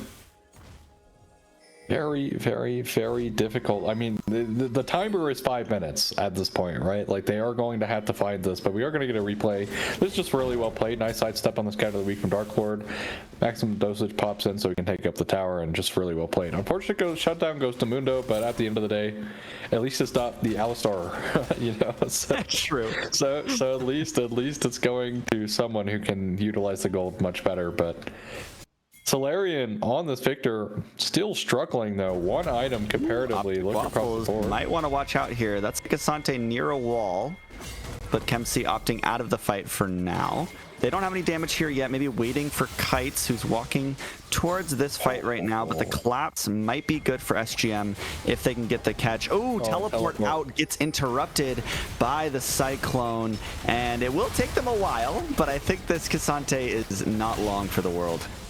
Oh yeah, I mean it is K'Sante, but just no way. They're so fed that it just doesn't matter. They are gonna maybe force out mid tier 1. They won't even. Teleport coming through from Camille means that tier 1 is safe. So it's Oatmilk backs against the wall here now in this game, and it does feel like they're losing more and more control. Oh, might be able to kind of separate the Camille here, but I think the hookshot was interrupted by the CC there. But now you have the Unbreakable Will, and here's the Alistar trapped. That damage reduction is not enough to keep them alive, but look at this Kaisa actually getting dangerously low here. The shutdown does go over to Kites, but here's a double kill for the Camille as well. Now might be getting some gold in their own pocket. Optic is here.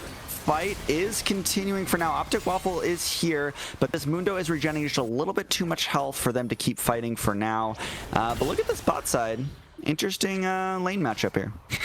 Yeah, I would say so indeed. I will point out as well that Cassante should be able to stay safe in the center matchup where, you know, Solarian was struggling to do so. So at the very least, the Cassante should be able to be a-okay. Also, the CS difference in the mid lane is also kind of equalized here. So at the very least, Oat Milk not completely out of the game yet. About 4,000 gold is the lead, but still some towers here for Oat Milk to chip away at as they continue to do so. Bot lane, you know, on the last plate there. Now mid lane also on its last plate. So just a matter of time potentially here for Oat Milk to get those M2O. Does need to be careful. Ooh. Yeah, I don't think has the Unbreakable Will anymore after that last fight. If they get one more instance of CC, it should be the end here for the Alistar, and there it is as Regis picks up another one. Now 5 kills on the Kaisa, and man, it sucks when you're trying to ward as a support and you don't have your team with you. Indeed. Also, something to note, I forgot to mention about Kaisa is you can also build Dusk and Dawn, which is the purchase coming through. It also does an absurd amount of damage itself, so that will be the choice this game, which means MR actually will get quite a bit of value here because of the AP buy-in from the Kaisa. She does split damage, of course, and does have the Kraken, but because she is itemizing towards an AP item, we'll make her Plasma, which is, as it turns out, majority of her damage is on hit Kaisa, do a lot more magic damage. Oh no, not again. Here's the Hextech ultimatum as Imp is trapped. Once again, does have the ultimate available this time, but that power is unleashed. And there goes the Oat Milk support once again.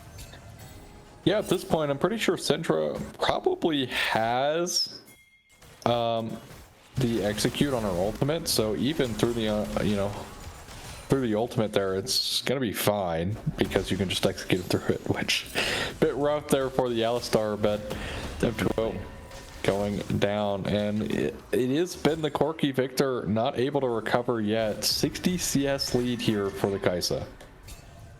Yeah, I mean, we looked at the gold lead earlier. It was about 2k individually for the bot lane. Maybe we can see again here. It is about 3k now, so has ballooned a little bit since the last couple minutes. And actually, flash engage here from Optic gets the Cyclone onto Kaisa. There's the Killer Instinct, timed perfectly, and the backline is just deleted. Dark Lord being the last take standing on the other side, as Imp 2 will not be long for this world as well. Kemsi goes down on the other side, and man, great angle from the Wukong. You know, I was talking about beefiness, but I guess if you're going to give Kaisa 6 kills, she will kill you very quickly. And now it's Baron and Soul at the same time here being picked up. Dark Lord, there's not even a point. I think you honestly should have tried to go ship yourself down at the Baron or at the Drake to see if you could get it, but yeah, here's Baron. Soul will be finished up here in just a second as well, as SGM with an absolute power play here off of a team fight win. Get the Baron, get the Soul, and they will probably have this game in the bag. I think so too, and actually this is a very similar story now. It's game number 1, just completely reversed. I mean, they have Baron, it's about 24 minutes, they have a big kill lead, and I think if they force one good team fight, it's probably over.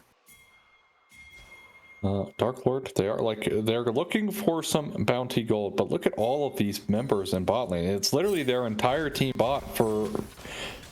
They're not even getting anything out of this. They're just losing their tier 2 mid. Yeah, I nothing. think They're gonna mid their show up, but yeah, this is rough. You can't just have Cassante defending against 4 with Baron minions here. This might be the last fight we were looking for if someone decides to pull the trigger. Yeah, not quite yet. Kaisa is stinging a lot here in the, you know, in the trades. It's literally just small poke coming through, but look at the HP bar here on the Cassante. Top lane now being rotated up too, as more gold being taken away. And finally, the gold will balloon to what it probably is what it was game state wise here. 10k just about for Stasis Gaming, as now they're threatening this top tier 3. They do still have bot tier 2 if they want to go pressure that, but they don't really have the wave. Here they go. Here's the Flash Magnet Storm engage crash down, but no one really here to follow up yet. Until then, we have the Cyclone. Oh no! Kaisa went down. They outlived the burst. What am I watching as the 10,000 gold lead proved worthless against Oat Milk? They completely turned that fight. Not a single one of them went down, and they aced SGM. I'm sorry, what is happening in this play? We're gonna get the replay. Nice flash engage, but they just go a little bit too far here. As my goodness, what in the world happens? They have Soul and Baron, but Regis just goes too far in, and that's essentially all of their damage. SGM with a very critical mistake at basically what should have been the end of the game gives Oat Milk a breath of fresh air. Oh my lord, how does that happen? That is crazy. You can see this gold lead is almost equalized now, actually. Funny enough, it is crazy to say that, but wow, that was such a big advantage. They had the Baron, they had the Soul, they had it all, and they flubbed the team fight. Yeah, I mean, it does happen occasionally. Now they are still in a good position. All right, let's breathe. Okay, they're still in a decent position. That was a lot of gold given back over to some very important members of Oat Milk, right? This Corki now sitting on 3 items. You know, despite Kaisa being nearly finished with her 4th, basically even items here with the Corki.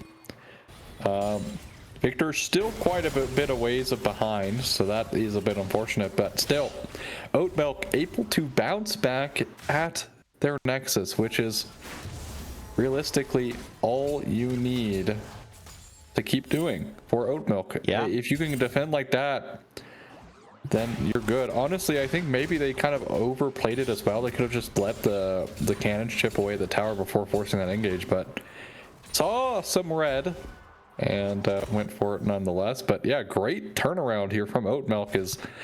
I really thought I really thought that was going to be the game there, but Oat Milk proves me wrong. Yeah, I mean, they survived that initial burst. I think we saw kind of the key to this team comp working. If they can just survive long enough, they out heal, they out sustain. I mean, we have items on Victor now, we have items on Corki. I don't want to get too far to the copium. It is still a 3,000 gold lead, even after all that, for SGM.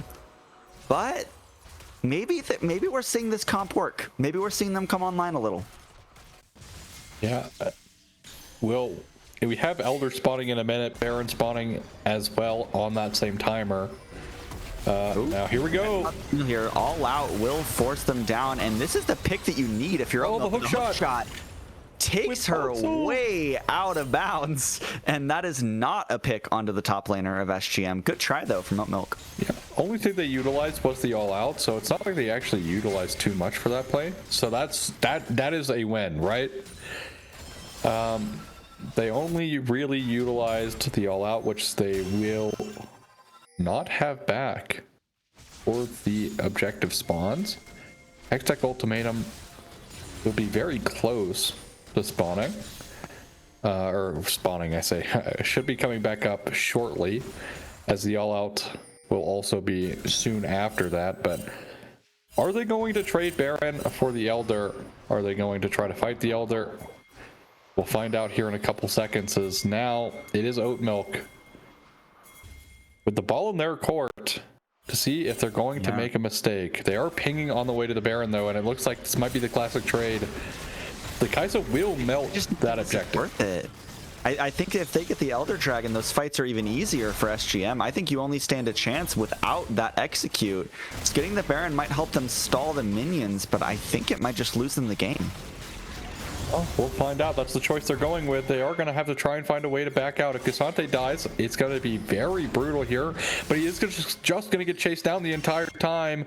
Cassante is going to die here, making this a 4v5 defense now. Here's the burst damage. All Out keeps them alive for now, but Killer Instinct comes in from the sideline, and it's very, very hard to kill the Cassante, but with Elder Dragon, that will make it just that much easier. Now down a member. Can Oatmilk stop the end? Cassante buying a lot of time there is kind of the only benefit to that play. Bleeding off some of the Elder time. Waves have been pushed out as best as they can. Mid-tier, or mid inhibitor and top inhibitor are for sure gone. Hourglass picked up by Solarion though. Might come in handy here.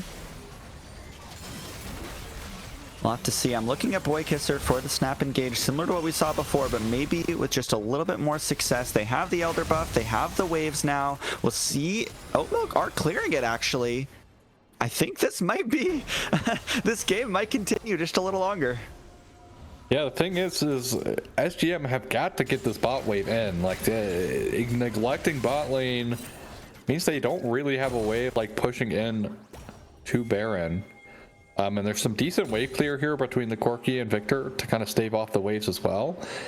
And Oatmilk, despite it all, despite, losing their top laner there, are able to stave off the Elder buff in their base, buy themselves some more time. Teleport coming through in the bot lane. They were finally pushing out this bot wave, but again, look at their other waves. All of their other waves are shoved completely all the way out. So they're playing off of this one wave until the Camille gets this mid wave. So playing on one wave currently. Does get picked up. Yeah, just trying to avoid the poke for now, trying to clear the wave. The Baron putting in so much work. Maybe they did make the right decision if for Oatmilk here. They are able to stall for now. Now with two waves pushing in, this pressure will be a little bit divided. Maybe they can force a fight. Yeah, they're going to... Look, yeah, the Camille is on their base. They are going to have to eventually pick something to do here. As Camille still pressuring at their Nexus towers. Doesn't have a wave just yet. They're looking on the Camille. Will not find it. The Elder Dragon is off now too, so that combat buff is gone. Maybe this is their best chance at a fair fight. Oh. They're looking. Tower does get hit once. Camille still in this mid lane. Imtuho does take quite a bit of damage. Yeah. Uses the pulverize, able to walk away. Might have to go back and heal up and might not actually have time depending on when this engage is going to come through. We're kind of just waiting on when that signal is going to go, when they're actually going to go all in. But it looks like that tower will go down. This might be their best chance. There it is. The Flash Magnet Storm onto the backline. Imp is getting low, but the headbutt separates the team fight. Look at the Mundo healing up. Oh my god! Deleted, and that might be the end for Oatmilk if they're able to. Oh, actually, they're able to. The minions off for now. Just watch the Victor. If the Victor stays alive, they have some damage. They have some fight left in them as the health bars are getting lower on SGM. Maybe unable to keep this push going for now. As long as this wave is alive, they stand a chance. Waiting. Oh my god. Imp just deleted by the Syndra. There's the flash out from Solarion. This might be the end finally here, as Solarion is the last one left, and this Nexus is now the target. And wow, SGM defying expectations and taking us to game number 3. SCW on the Syndra. I asked, and I even mentioned in draft, could this Syndra be the shining light, just like the Akali was for them last game, despite the circumstances? And well, SCW shows up on the Syndra, of course, and SGM takes us to a game 3 here in dominant fashion. I mean, a little mistake there at the end, but that's okay. Happens to the best of us, At the end of the day, right? Like, SGM having a phenomenal early game, right? Like, both of these teams, I guess, are just early game focused, especially around their bot lane. Like, whatever bot lane is getting ahead early is kind of taking over the game. Last game was Kites. This game was Regis on the Kaisa. But SCW 37,000, almost 38,000 damage there. Kai'Sa right behind him in that factor. And yeah, the Corki not paying off as much here. Yeah, I mean, getting out damaged by the Cassante is not exactly what you want to see if you're an AD carry. But yeah, a little bit of a rough game there for Milk. They held on to it. It was a long one. They definitely showed that they can play it out. They have some skills there to try and kind of stall it out and give themselves a chance. But you know, Stasis Gaming taking game number 2. What are you expecting game number 3? Now I'm thrown all over the place. Well, game number 3, I mean, again, I really like when Dark Lord is on a pick that like can generate some proactive plays, right? Like get things going. Sure, he did find that initial gank in mid lane, but outside of that, it was Optic Waffles around the map doing things for his team and realistically pushing SCW that much farther ahead here into Solarian that made the Syndra the threat that it was. So I'd really like to see Dark Lord 70, much like game 1, be on a champ that can be way more active on the map than something like the Mundo. I think the Mundo really didn't do it for me. Yeah, I mean, I guess last question I'll ask you. Do you think this was a punchback from SGM or was this just draft gap? Oh, I think it's a punchback for sure. I mean, of course, we were talking about like how Kai'Sa can kind of struggle in the lane, but they get the early level 2.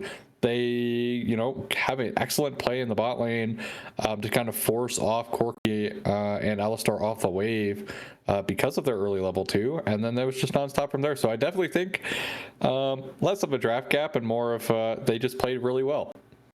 Yeah, I mean, that's definitely what I was getting to, but I think the draft was maybe a little bit too low damage there from Oat Milk, but we'll see what they got cooking up in game number 3. Now with more Fearless bans down, we should see some spicy picks coming out here, maybe something a little less meta I would love to see, but we'll see you on the other side of the break.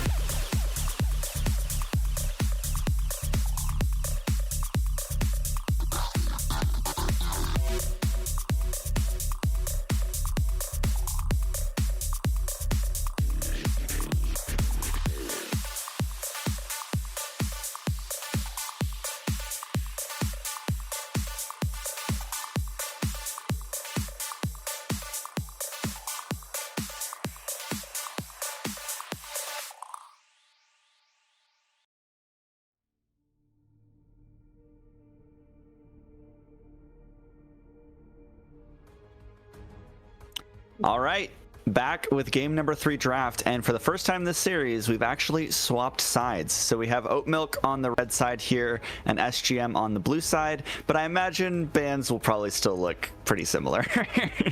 I hope not. Something that I talked about with Gebetto, who also is casted in Titan, now casting in LPL English, so congratulations to him. But something I've been talking about specifically for side select is I'd really like to see bans differing, and there's our first different one, Caitlyn, coming through here for SGM. So now I do think, right, Oat Milk banning away like a Zero Unara are fine to have both sides, right? Like, that's completely fine if you have something you're going to first pick, but something like, you know, I'd like to see difference in, you know, side select and how people are like adapting their drafting, like with bans and stuff.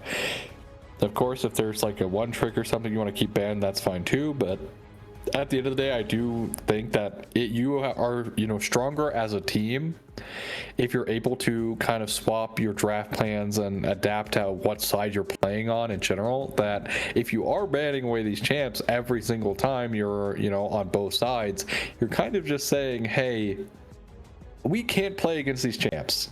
So just, you know, just food for thought there. But it's going to be the Rise. Tried true. Even though Raze Rush got nerfed, Actualizer got buffed, and this champ looking as deadly as ever. Definitely super strong mid lane mage right now.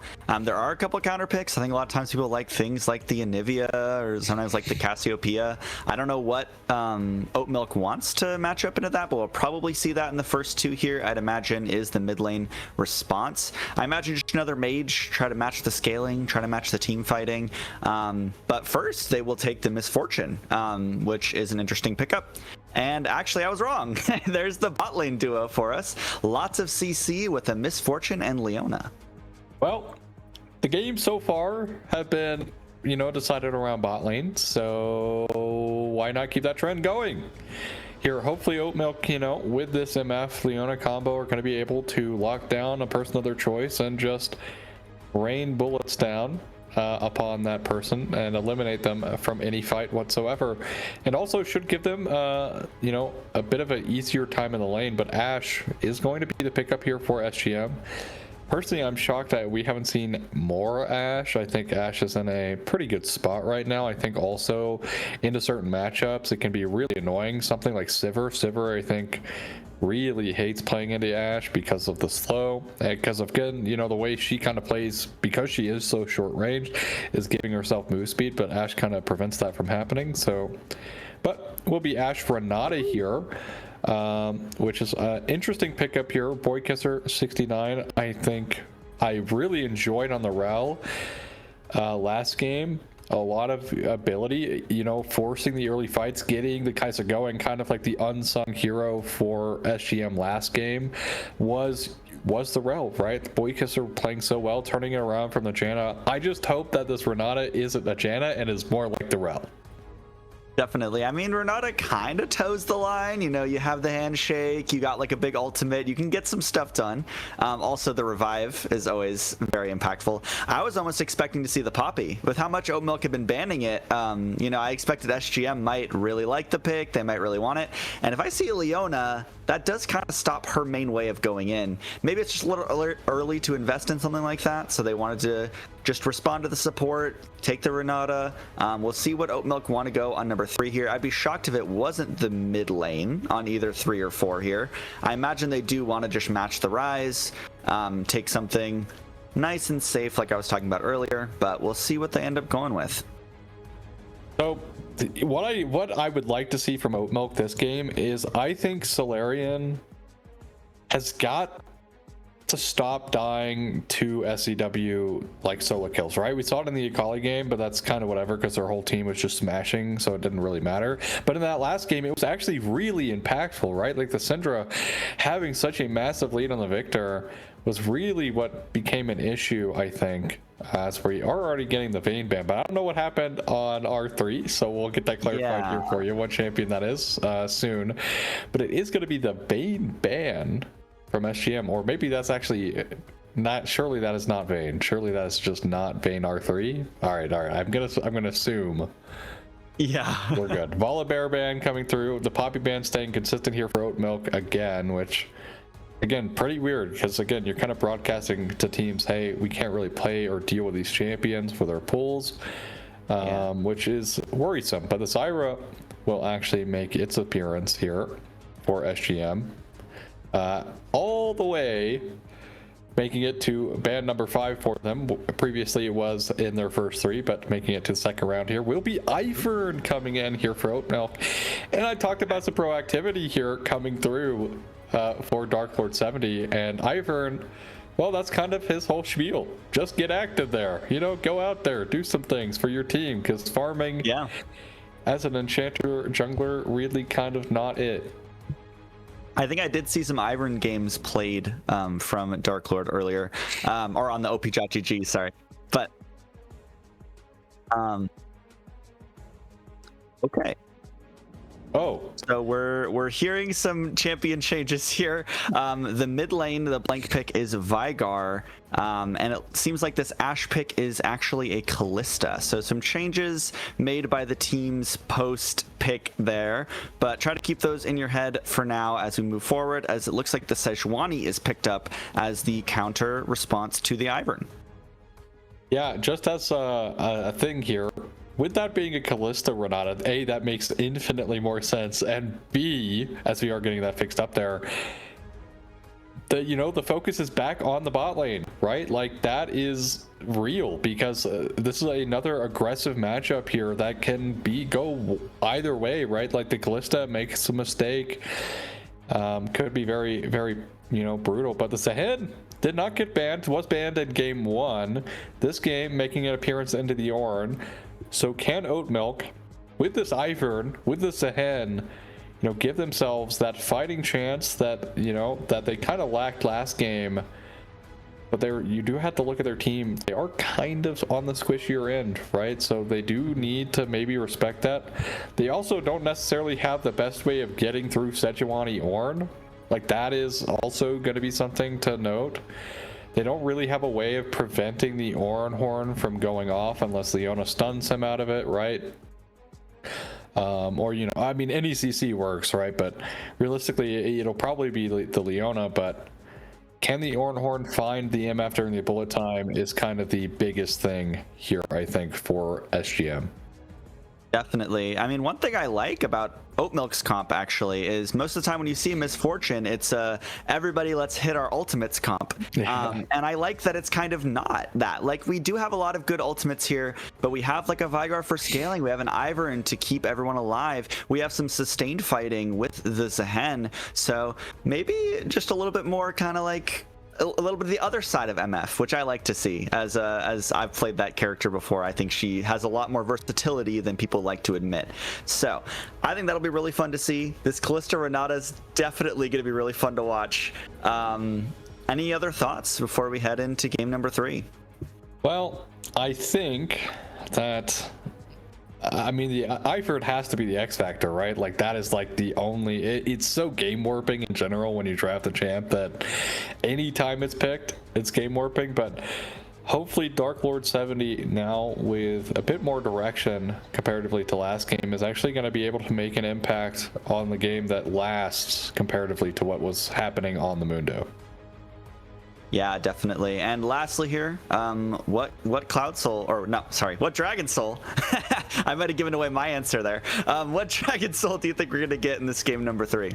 I'm going to go with a nice little Infernal Soul. Why not? Okay. Why not? I will surprisingly go Cloud Soul. I don't think anyone would have guessed, but those are our gambling predictions for the last game here. We'll head into our final break before game number 3, before the end of this best of series.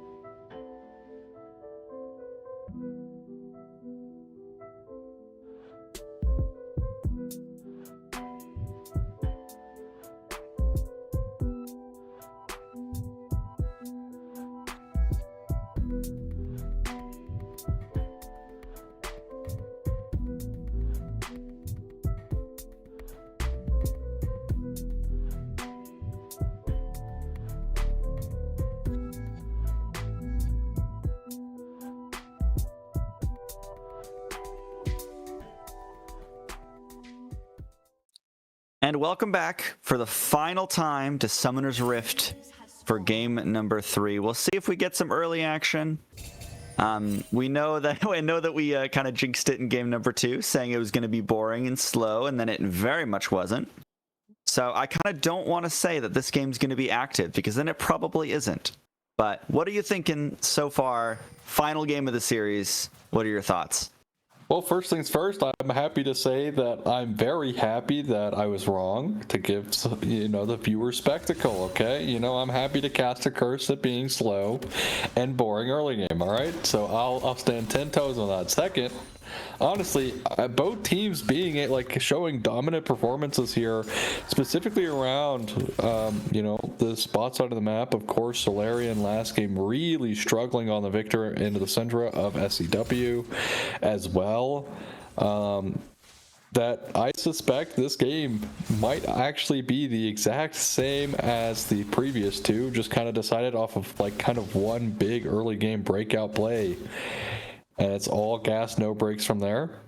SGM maybe should have pressed the brakes a little bit in that last game, as they made a pretty large error that resulted in nothing because they didn't lose off of it. So that's what matters, is they didn't lose off of it. But yeah, happy to see that they bounced back in that last game. I really, I was kind of expecting maybe a 2-0 after how game 1 went, but expectations are there to be disproven. So heck yeah.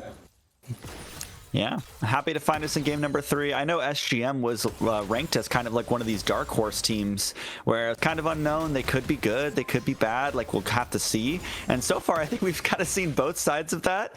They definitely know how to win. They definitely know how to get an advantage, but they can be beaten, especially if you kind of get ahead in the early game. And I think that's very true of both these teams so far. But one thing I want to point out here in the early game is that both supports have Aftershock, which I think is very interesting. Very common on Leona, probably not so common on Renata, really kind of banking on getting those extra resistances off the handshake. So just something a little interesting to look at there. Yeah, as already, the W will be slain there by M2O to prevent any vision going the way towards SGM's bot lane. Oh, here's the Zenith Blade in, though. We will get the stun down. The Aftershock comes out on both sides, so a little bit of that damage mitigation, but just most of the damage going on to Boykisser there, actually. It's kind of a little bit of a loss there for the SGM bot lane. Yeah, it's okay, though. Look at the CS lead here for the Callista. As actually, that is, for the most part, going to be a real CS lead. Because there's only 3 minions left in that wave that just crashed in, and then you have the cannon wave that just came in as well. But yeah, still, CS lead here for the Callista. Of course, Callista will usually win out in the early trades because that is just Callista as a whole. Really good laner. But still, sizable CS lead is kind of getting brought back down a little bit here. Only 5 CS lead now. Looked a little bit worse before that wave, but they are going to hard shove out, get the resets. Callista will be able to catch this wave herself as well. Will not even lose a minion here, so that's nice. Good for the Callista. Won't miss anything. Yeah. And I'm hoping we get some explosive stuff happening soon, we do have this Callista Renata. Not so great in the scaling department overall. They do have a Rise and an Ornn on their side, so maybe that team will scale a little better than just the bot lane. But as we've talked about, the bot lane has kind of been the highlight of this series.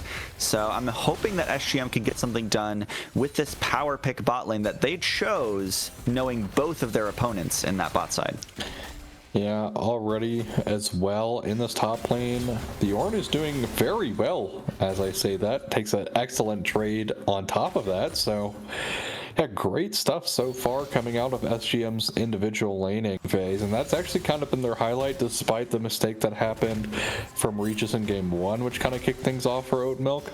Before that, right, the Varus was getting shoved out, is actually... Ooh, we're gonna have kind of an all-in here as Kemsey does pop the Grim Deliverance, and here's the Ornn Horn, which will get flashed by the Sehen, so not too much going down there, but that is both ultimates invested and Kemsey's flash gone.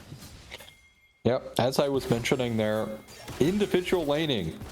Xenoblade will miss, but individual laning so far has kind of been in the way of SGM. They really have been playing quite well in their lane Some phases. jungle action down here, but I don't think we're going to get any skirmish. Looks like they're just kind of giving up the territory for now. All right, well, we'll be Hextech first Drake. So far we're still in the running, which is the first time so far this series that both of us are in the running. We might have a little bit of a fight here. Kites is getting a lot of spears. The Ren comes down for the slow, but no more damage right now. Regis will be stunned up as here's Dark Lord. If they get in root collar range, it could be good, but it looks like the heal will be invested, and that'll be the end of the fight. Yeah, also level 6 here for Optic Waffles. So honestly, great play from Oat Milk to not overextend there. Some teams would probably go a little bit too, we have Titan coming in. Nice little raid of 40 people, so thank you very much. But SGM getting the first Drake in this game. Already starting us off strong here. As we'll see us lead here coming through on the bot side still. Mid lane is pretty much whatever, and little CS lead here for the Sejuani. Yeah, I know Ivern's clear is very weird, so maybe that's kind of just Ivern things. They also were, having complete control of that bot side. SGM were able to force Dark Lord off of some of those bot side camps, particularly that bot side Crab and the Dragon. So even if they don't get any kills so far, they did get one objective from their investment into that Callista Renata. So we'll see if they can keep that payout coming through. Yeah, as long as they keep the tempo high in this early game, they should be able to generate themselves a big enough lead to transfer this into the Rise. Actually, will connect handshake into the tower though, but Boykis are getting dangerously low. One flash and Auto would have done it, I'm pretty sure, but Kites opting not to do that, just making Boykisser 69 waste the flash, and that's the end of the play. They do, at the very least, pull out this flash from the Renata. Nice knock up in the top side. Won't really net anything else. This mid lane's been oddly quiet too, just a little bit of a CS lead, but both of these champions wanting to scale, wanting to get their items, so imagine not a lot of action will be happening there. But maybe I'll cast or curse it. Maybe we'll get 50 mid lane ganks now. Hey, to be fair, this is Vygar versus Rise, so kind of expected to be quiet, right? Like they're both scaling champs. Need some time. That is what we said about Syndra Victor. That is true. The cleanse coming out. The bullet time is flashed by Regis here. They have the Rise ultimate is coming in here. They have more people. They have the backup. Multiple ultimates invested, but Imp is remaining alive now. There's the last one, and that cost all of their ultimates, but they do get first blood onto Optic Waffle. Great Glacial Prison from Optic Waffles. Nets Imtuo here. First blood going over to SGM as Kimki also in this top lane just struggling a little bit into the Ornn. But yeah, excellent play here. I'm a little shocked why they tried to go onto onto the Callista who has cleanse. Should just try to go for the Renata, but I guess the ultimate was available. But yeah, great Glacial Prison here from Waffles. Very nice. That's the first blood. Also, great run from SCW. And it's going to be SGM starting us off strong, getting going early. A little bit later than the other games, but that's okay. Kill nonetheless. Heartsteel finished up here for the Sejuani. Yeah, I mean, they're about 1,000 gold ahead, just over actually, so they got a little bit of a lead here. I would expect they would want to build this up a little more before the mid-game hits with a Callista Renata, as we might have it all in the top side here if this keeps on going. Ornn getting a little bit low, but able to get back towards the turret. Dark Lord now sitting on this top side, looking to fight for the grubs, as Optic Waffle might be caught in the river here. The Zenith Blade connects onto Steel City Warrior, but a little bit of a split fight. They just push SGM off the grubs, and this is the first major victory we've seen for Oat Milk this game. Yeah, they'll get 2 grubs, which should help them. At least there's a hen in the side lane later, getting some tower damage, but they do prevent all 3 grubs going over towards SGM. They pick themselves up 2. And it's a nice little play, but look at what they're losing in this bot lane. The CS lead here for Callista is massive, and look, she can't even walk up to get any of these minions either. As you know, we talked about the early game dominance of the Callista, and that is in fact going to remain true here. Definitely. I mean, I think that the Oat Milk bot lane kind of just has to wait this part out if they can not give Callista any kills, as they're trying to invest onto the Ornn here. That is not usually a fight that I want, but they're going for the dive. Actually, the revive on Kemsey here will get resurrected, but now the tower is tanking onto Dark Lord, getting so low. There's the Ornn Horn, has to flash. He's dead to minions. He's dead to minions. Dark Lord will go down as Kemsey not even getting the kill over yet. Might be able to take it, but Ornn might just double kill, completely the script. Is on the other side. Optic Waffles also pulling out big wins for SGM. Takes down one, wants the next, but Imp, the heal goes forward. That's a double kill over to the Sejuani. That is 4 members of Oat Milk dead at 11 minutes. Yeah, this is actually kind of looking a little bit like game 1, except reverse teams here. Mistake after mistake. They just don't have the damage for this Ornn. Look at how much damage Dark Lord takes from the tower, right? Force the flash, and he shields the Zehen instead of himself, meaning he dies to the minions. And the Zehen, not enough damage. Also, we're coming back to live. Here's the second drag fight, as Oat Milk don't want to give this one up. The dragon goes over to SGM, but there might be a fight here as the Zenith Blade does connect. Optic Waffle has flash over the wall. The Vigar ult connects. The Ignite is ticking, but not enough. They're trapped in the pit. Here's the bullet time. Can Regis do it? The hostile takeover hits one. Oh, nice. But there's the stun. No bailout available. Regis is taken down, and this is at least a little bit of a punchback here for Oat Milk.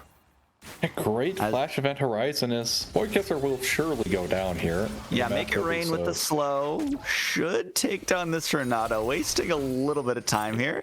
I mean, no matter what happens, he's dead. So yeah, not going to be able to find the execute, just buying time, and is dead. There it is. There it is. I mean, nice little play here. Only nets them 2 kills, but at the very least, it's something. But, you know, disaster here still for SGM. Sejuani 3-0 now. Granted, it is Sejuani getting that lead, so it's not like the Callista's like super snowballing now. And who has the other kills? And the Ornn. So, you know, the Ornn is actually snowballing. But yeah, massive mistake in the top side. Just not enough damage there from Oat Milk in general to try and pull out that kill against the Ornn. A little overzealous. But that's okay, because sometimes being overzealous means you make mistakes, you learn from those mistakes, and you become a better player from it.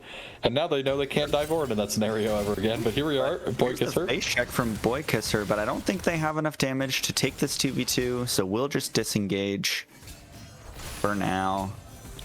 Yeah, pretty quiet now. Yeah. I mean, this matchup is just looking brutal for Zhen. Like, I don't know. It is looking so hard now. This Ornn is full armor. Full armor.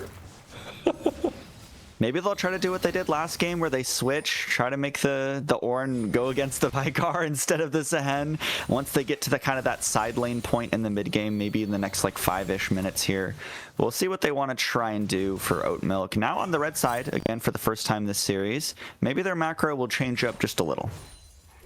Yeah, we'll have to see. Now it is going to be the Infernal Soul, like I called, so I'm on the board. Okay, first winner for the AML split. I am on the board. SCW though in some danger here. Yeah, here's Daisy, but that phase rush is so quick. I don't think there's any way this Rise gets caught now. As we actually have Optic Waffle chasing down the Leona on the other side and back to top lane, also some scrapping. They really like to make this camera move all over the place when they're fighting. But that was actually, for the first time in a while, we've seen a winning trade for the Zehen here. So, I don't know. We'll see how this matchup evolves throughout the mid game.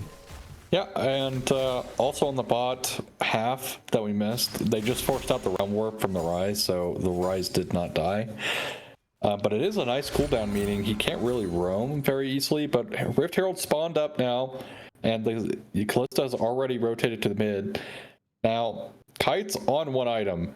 Will do quite a bit of damage with the bullet time, but look at the CS, or the experience lead here for the Callista, also the CS lead.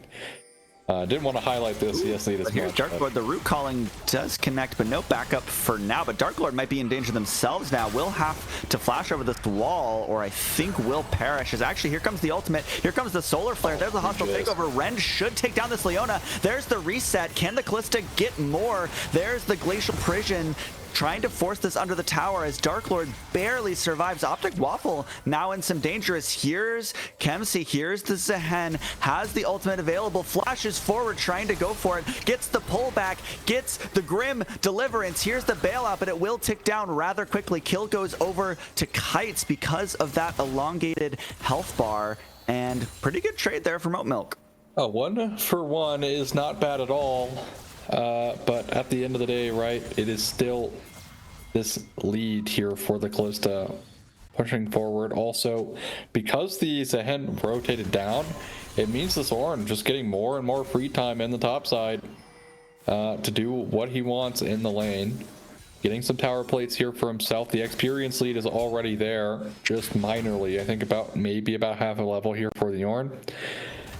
Is what it is, but talking about experience leads, we were talking about the Callista versus MF experience lead. That has seemed to equalize a little bit here. It's not 2 levels, it's only 1 level. So that's nice for that MF, but still a lot of CS missing here on the MF. About halfway to a flame horizon here. It's Regis on this Callista. Yeah, that's crazy. I mean, you know, Kites has the Bloodthirster now, as we actually have everyone kind of gathering around this third dragon. We might see our first 5v5 fight. Kemsey does have the teleport, opts to use that as the fight starts with Imp2 taking a little bit of damage. The Event Horizon does catch the Ornn, but man, this Ornn is so tanky as the dragon's burning on the other side. The Leona's trying to do something, but completely by themselves. The CC doesn't matter if you're by yourself. Hostile takeover will take 2, but here's the Grim Deliverance. Zehen putting in a lot of work here. Here's the Ornn Horn catching the backline. I haven't seen the bullet time yet. Actually almost back up, not up right now as the fight continues. There's the bullet time. Ornn is trapped here, will not do damage, and the Realm Warp takes out 4 as they get the dragon and get most of their team out of there. That is so here Oat Milk trades 1-for-1. They do kill this Ornn, but it's bad because yes, you get the Ornn kill, that's great, but because they didn't have their key ultimates at the start of this, they actually had to give up the Drake, which is now soul point over towards SGM. And of course, going for a steal against a Callista is so difficult by itself. Hex Flash won't find anything. MTO will walk away. As, yeah, again, but the biggest issue here is it's still soul point, right? Like they have to play against this Callista secure in the next 350 before the next Drake spawns. Nice Event Horizon. A little bit of a root. Actually, we'll go over the Event Horizon, but opts not to chase it down for now. As you were saying, this soul is going to kind of be the turning point of the game. The solar flare goes very wide. So does the Zenith Blade. That is tough to watch right now for Imp2, as they are probably still going to be able to just walk this down. I'm looking for that primordial burst to finish it off. There it is for Solarian. They end up getting the kill. A little bit messy, but there's another kill back to Oat Milk. And Kemsey just scrapping again here on the top side. Hey, that was a great look. You know, some abilities missed, but who cares? At the end of the day, you secured the kill. That is what matters. Definitely. As Herald will be slain here for SGM. SGM still in very big favors in this map, or in this match. 60 CS lead here for the Callista. So the CS lead continues to grow even, which is scary, because last time I talked about it, it was 50. Now it is 60, meaning working their way towards the flame horizon slowly but surely. As that is the one thing here for the MF is MF has a kind of expensive build path usually, so you know, you do kind of need to be CSing well to get your item spikes, but the Callista, even though their score line is exactly the same, is already an item over the MF, which is just really brutal. It is. I can imagine SGM will just try to snowball this game. Next dragon up in 2 minutes. That's the soul. I mean, if you have soul point at 22, or if you have soul at 22 minutes, that's going to be really rough to play into, even though I do think that the scaling will probably favor Oatmilk here. You know, they have the Vigar, the infinite scaling. They do have the Ivern, who's better with more items. But, I mean, Baron's alive too, and they're kind of getting positioned for it, so it's pretty risky. They are kind of baiting it a little bit. Blue Triangle will be utilized there, but now Herald is here in the pocket of the Sejuani. Baron is up, Soul spawning in a minute and a half, and Dark Lord able to walk away. Oh, maybe not. Might actually not be able to get away. The Glacial Prison is used to lock them up here. If the jungle goes down, these objectives are free. There's one. There's the hostile takeover onto Kite's probably the most important other member of Oatmilk. That's a double kill for this Callista. Make it almost a triple, actually. Yeah, there you go. There's the triple kill for the Callista, and this dragon should be their prize. Yeah, and it's just an overstep by Dark Lord. Gets gone on here. Has flash as well.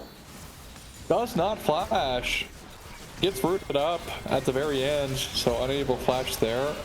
And Kites with no summoner spells gets caught out here by Boykisser. Excellent, excellent ultimate there coming through. And reaches 5-1-2. Has the ornamented Blade of the Ruin King. Yeah. Looking a bit brutal here for Oatmilk. Definitely. I mean, you know, I was just trying to cope. I mean, they do have a 3-0 Vigar, even beyond that. But it is not a good look if you get, you know, a triple kill Callista in the last fight. Enemy gets Baron. Enemies on soul point already. They are trying to death brush. We'll see if this one connect. Here's Daisy too. The event horizon is keeping them there. Primordial Burst takes Rise out of the fight at the very beginning here. They are outnumbered right now. The coming in. Watch this Callista though. Fancy feet. The Martial Poise is moving them around the fight so quickly. There's another kill. But will the Callista go down? Bailout is on them if they can collect another kill. The shutdown actually goes over to Kemsey in the middle of that fight. Watch this Zehen. It's probably the biggest damage threat on Oatmilk that is left. Boykisser has to flash over the wall. There's another one for the Zehen. Maybe a third one for the Zehen. And this top lane R5 pick is finally paying off. You know, it might have struggled in the lane, but not struggling in that fight at all. 3-1-2 now on the Zehen, and they actually will find themselves the dragon. It's a miracle play here from Oatmilk. And Kemsey is able to keep his team alive here. No soul for this Callista. And Reaches was gliding in that fight. Both backliners here absolutely destroyed by the Callista. But it doesn't matter. Kemsey able to just Zehen all over them. Grim Deliverance was also excellent. Heals up a lot of HP there. And Boykisser unfortunately gets snagged by the W there. Super cool. Yeah, just a bit unfortunate, but great play from Oatmilk to salvage a very losing game state. Yeah, I mean, they're only 3,000 gold behind now, and props to whoever chose this matchup for week number 1, because this is a banger so far. You know, we didn't really know expectations for SGM. We knew that Oatmilk was going to be really good, but I think that they both have shown a lot of promise here, and I think this is a pretty fun game to watch. Yeah. Talked about CS leads, but you know what has kind of snuck past us a little bit here is the Vigar CS lead here. Pretty similar to the CS lead that this MF or this, you know, this Callista has on the MF. So yeah, Solarian definitely showing up in this match comparatively to what happened last game. So happy to see him on the Rift. Here we have the Ornhorn actually CC'd out, can't use it. There's the bullet time. This Renato is already dangerously low, gets pulled into the Fate's Call. Oh! Frontline bailout will not do anything. Their Realm Warp actually stunned. The Realm Warp does not go through. Look at Oatmilk. They are turning this game. They turned the fight. They lost the Baron, but it doesn't matter. They pushed back. They said, you don't get your Baron. You don't get your push. We're here to fight. Yep. Boykisser going in off of the Callista ultimate is interesting to say the least, but they will find themselves a nice play here. Oatmilk, great bounce back. Wave is going to be halfway caught by the Sejuani, but this tower is going to go down no matter what. They're not going to push anymore either. So they'll walk themselves out, and excellent play. Realistically, though, look at the lack of MF damage. That's like full chain of bullet time on a Renata and doesn't even kill, but it doesn't matter anyways. Primordial Burst comes through, cleans that one up, and look at the Zahen value here as well. Doing so much work on the backline. And yeah, Kimsey making a name for himself here on this Zahen. 3 items now. I was about to say, pretty sure should be the 3rd item finished here. So yeah, well played. Still, game state looking a little bit rough here for Oatmilk, but they've been able to recover a little bit. Drake here spawning in 2 minutes to that one. This is still soul for SGM. Oatmilk able to find that miracle play to get themselves kind of back in the game at the last, or the 4th one that spawned in to prevent soul going over. Can they do that again? They do now have the gold lead here. Yeah, I mean, you know, they put themselves in a really good position. They have some scaling. The MF might not be the power point that we thought she would be, but this top and mid have really shown through for Oatmilk.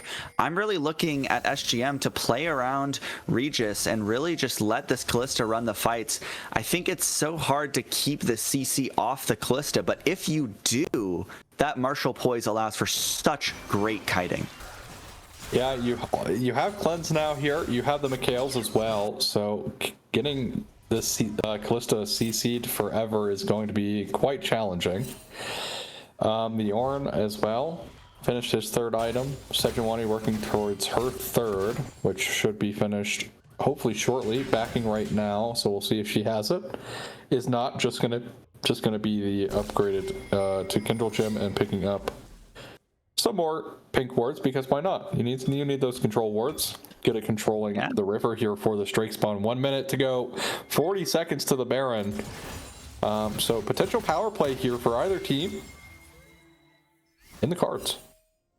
Yeah, I mean, this is kind of the scariest point in the game. If somebody dies, it's kind of just over. Like, you can't overextend, you can't walk up too far. If you get picked, you probably cost your team the game. Especially with those objectives spawning up so shortly. Baron will be up a little bit before this Dragon Soul will, but I think that both teams are looking towards the Dragon. Optic Waffle now caught in the event horizon, but still in a neutral game state for now. Yeah, full health here on the Sejuani. Didn't even take any damage from the Vigar there, so event horizon will miss. I mean, it's the Ornn, so the Ornn also not going to take that much damage. How much can Dark Lord do here in the way of preventing Poke going through onto his team is the question now. As the here comes the engage. Flash forwards. Actually, yeah. Well, the bullet time. Look at the layered ultimates. Hostile takeover doesn't mean anything. They try to get out there with the Realm Warp. 2 will escape, but Oatmilk taking out the bot lane duo of SGM immediately at the start of that fight. Okay, I was about to say I have seen an Ornhorn steal the Drake, so I was silent there for a second. But it will be Oatmilk securing the Drake and the fight as well. Both backliners absolutely deleted here off of the bullet time. Very decisive engage coming in from Kimsey as well. Look at this. Flash is in. Finds a knockup and a double W. Pulls them back into the bullet time. Kimsey is absolutely smurfing on the Zahen, and is in fact the only reason Oatmilk are even in the game, as now the Ornn is flashing away. Might go down. Actually stays alive, manages to. Trying to delay this Baron. Good Baron damage. Yeah, the bot lane is coming up, and they are going to be here very soon. Before this Baron's over, this might be where Oatmilk is a little bit vulnerable if they choose to stay here. If they choose to keep hitting, really look at Kimsey here. I think that's their only chance of winning a fight here if they get collapsed on. The steal trying to come through, but the Baron does go over to Dark Lord. Sejuani is tanky, but not that tanky. Here comes the hostile takeover, only collects onto 1. Sejuani will go down here, and I don't think SGM want that fight. No, and also critically as well, the Rise was kind of splitting bot, so it wasn't there. They do pick up a mid tier 1 or tier 2, sorry. So that's nice in the way of gold, but they do lose the Baron. And now it's Oatmilk in the driver's seat for the first time this match. Decisively this match, I should say. Kind of anyone's game previously, but now with the Baron and Drake not needing to be worried about for another 3 minutes here. Oatmilk should be able to utilize this Baron as well to get positioning for this Drake to make it very difficult for SGM to kind of, play for. Now, the Ornn doesn't have flash, and they are all collapsing here. This might be a dead Ornn. Turret here, but you know, turrets don't mean much at this point in the game, and that is a ton of CC, and that is a very dead Ornn as Kemsey picks up another one. And I'm starting to see why this Zehen was banned against Oatmilk in the first 2 games of this series. Yeah, can we talk, like, where's Combo Breaker in Summoner's Rift? That Ornn had no chance to play the game, even with his W, which gives him unstoppable. Bot lane tier 1 gonna fall. Bot lane tier 2 will almost surely fall as well here. As, yeah, this is Oatmilk with an excellent turnaround. And, you know, realistically, you do have to kind of examine this as this is the first week, right? You know, you kind of get a feel for the teams. But Oatmilk was down, you know, a lot in this game, and we're able to fight back. So having this resilience now is great later. Keeps the CC onto the rise, stuck there for so long, gets chunked, but no kill is collected for either side so far. They're pushing towards the tier 3 tower. Here's Kemsey joining the rest of the team. They should be able to push at least for this inhib. Okay, well, this is going to be the inhib here, as you said, but big thing here is they're going to be able to walk themselves away. They don't really have another way to play off of, so this might just be their Baron ended for the most part. Backs coming through, lots of gold over here for Oatmilk. 6k gold lead now. Realm Warp, though, they might be able to find somebody. Realm Warp, they actually catch Ivern, but no way to get back over the wall. That blast cone saves Dark Lord there. Absolutely, that was very scary. I mean, you don't get the dragon if you die, but it definitely isn't what you want when you have momentum in a game like this. Yeah, so they do, in fact, will lose their blue buff, which they might not even lose their blue buff, to be fair. We'll see. We got some bases in. Sejuani's tanky, but not that tanky. Lots of CC here. There comes the solar flare, and Kites picks up the kill. Now you don't have your jungler, and this mid lane is looking pretty pushable. Yeah, this is going to be a very pushable mid lane, as you mentioned, but on top of that, they won't really have their jungler available to get to this Drake. Like, we'll be able to walk down there, but they won't have the positioning. And positioning, most importantly... There's the engage. There's the event horizon. Actually, great call there from the Kalista, using the ultimate to keep Boy Kisser alive for now. That probably keeps their chances in this game alive for a little bit longer. But that mid inhib does go down. This dragon's up in 30 seconds, and it looks like Oatmilk want their 3rd Infernal Drake. Yeah, so Kemsey on this ahead, able to give Oatmilk a fighting chance in this game. 6-1-6. 307 CS. Here comes the engage.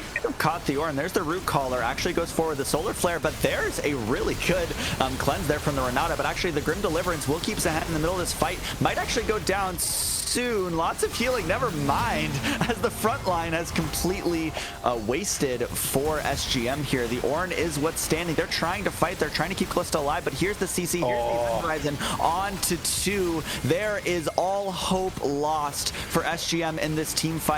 It's now just Boy Kisser left alive once the Ornn goes down here. There we go. As Kites picks up a double kill. Definitely had a rough early game on the Misfortune, but has pulled it back. And this should be the end of this series in week 1 of AML. Yeah, it's also, think about it this way, right?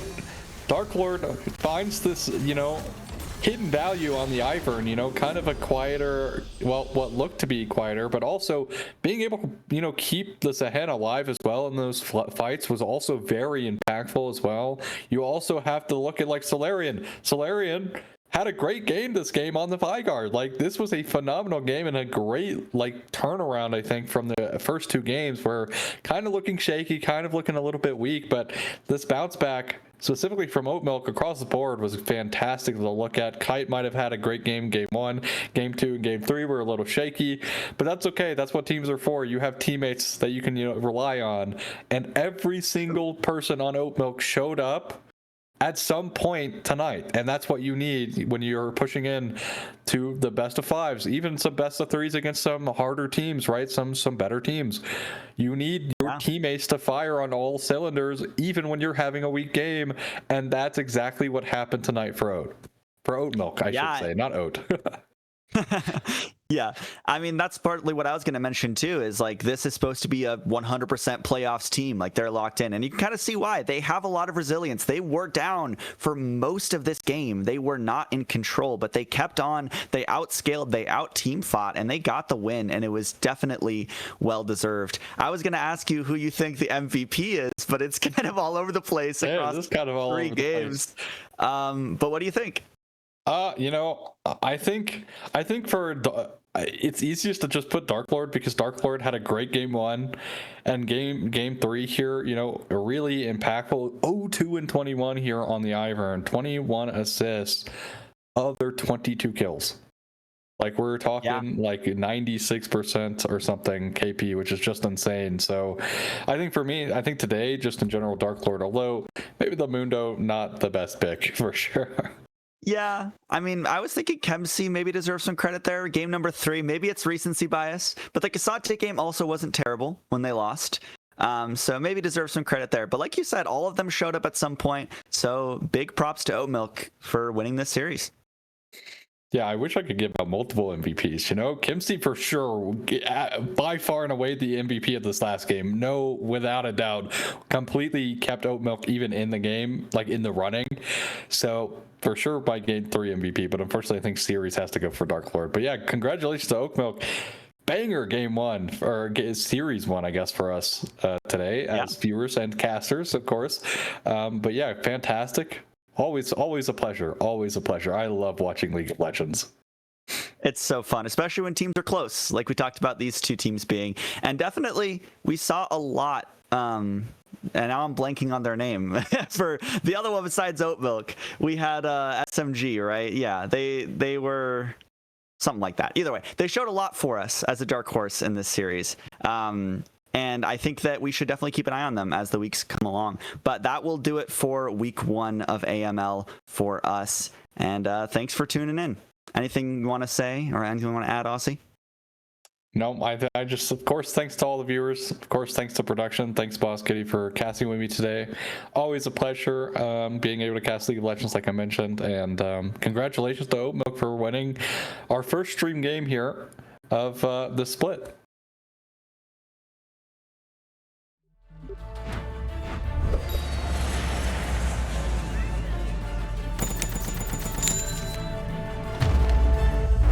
Bro, just use Zen Market.